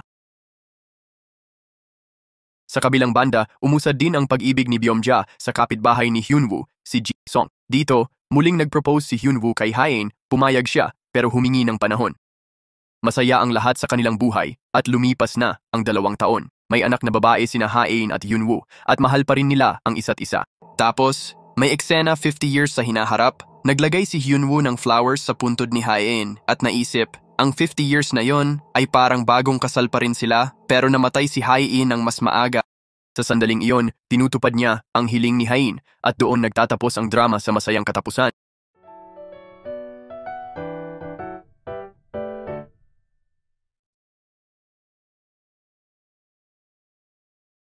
Sa huling bahagi ng Queen of Tears, ipinakita ang isang emosyonal na eksena kung saan si Hyunwoo ay pumisita sa libingan ni Hain sa Alemanya noong 2074. Sa eksenang ito, ipinahiwatig na si Hain ay pumanaw na nagbigay ng senyales na sila ay nagkaroon ng isang mahabang buhay na magkasama bago siya pumanaw. Sa pamamagitan ng kwento, maraming mahahalagang aral ang ipinapakita at isa na rito ang kahalagahan ng tapat na komunikasyon sa isang relasyon. Ang hindi pagkakaunawaan at kakulangan sa komunikasyon ay maaaring magdulot ng hidwaan at kalungkutan, kaya't mahalaga ang pagiging bukas at malinaw sa isa't isa. Kasabay nito, ipinapakita ng kwento na ang tunay na pagmamahal ay hindi natitinag ng anumang pagsubok. Sa kabila ng mga hamon at sakit, nagpatuloy ang mag-asawa sa kanilang pagmamahal at pagsuporta sa isa't isa. Isang mahalagang aral din ang pagpapahalaga sa pamilya. Ipinapakita na ang suporta at pagmamahal ng pamilya ay may malaking papel sa pagharap sa mga pagsubok sa buhay, kaya't dapat silang pahalagahan. Sa gitna ng mga pagsubok, natutunan din ng mag-asawa ang kahalagahan ng pagpapatawad at ang pagkilala sa kanilang mga pagkakamali.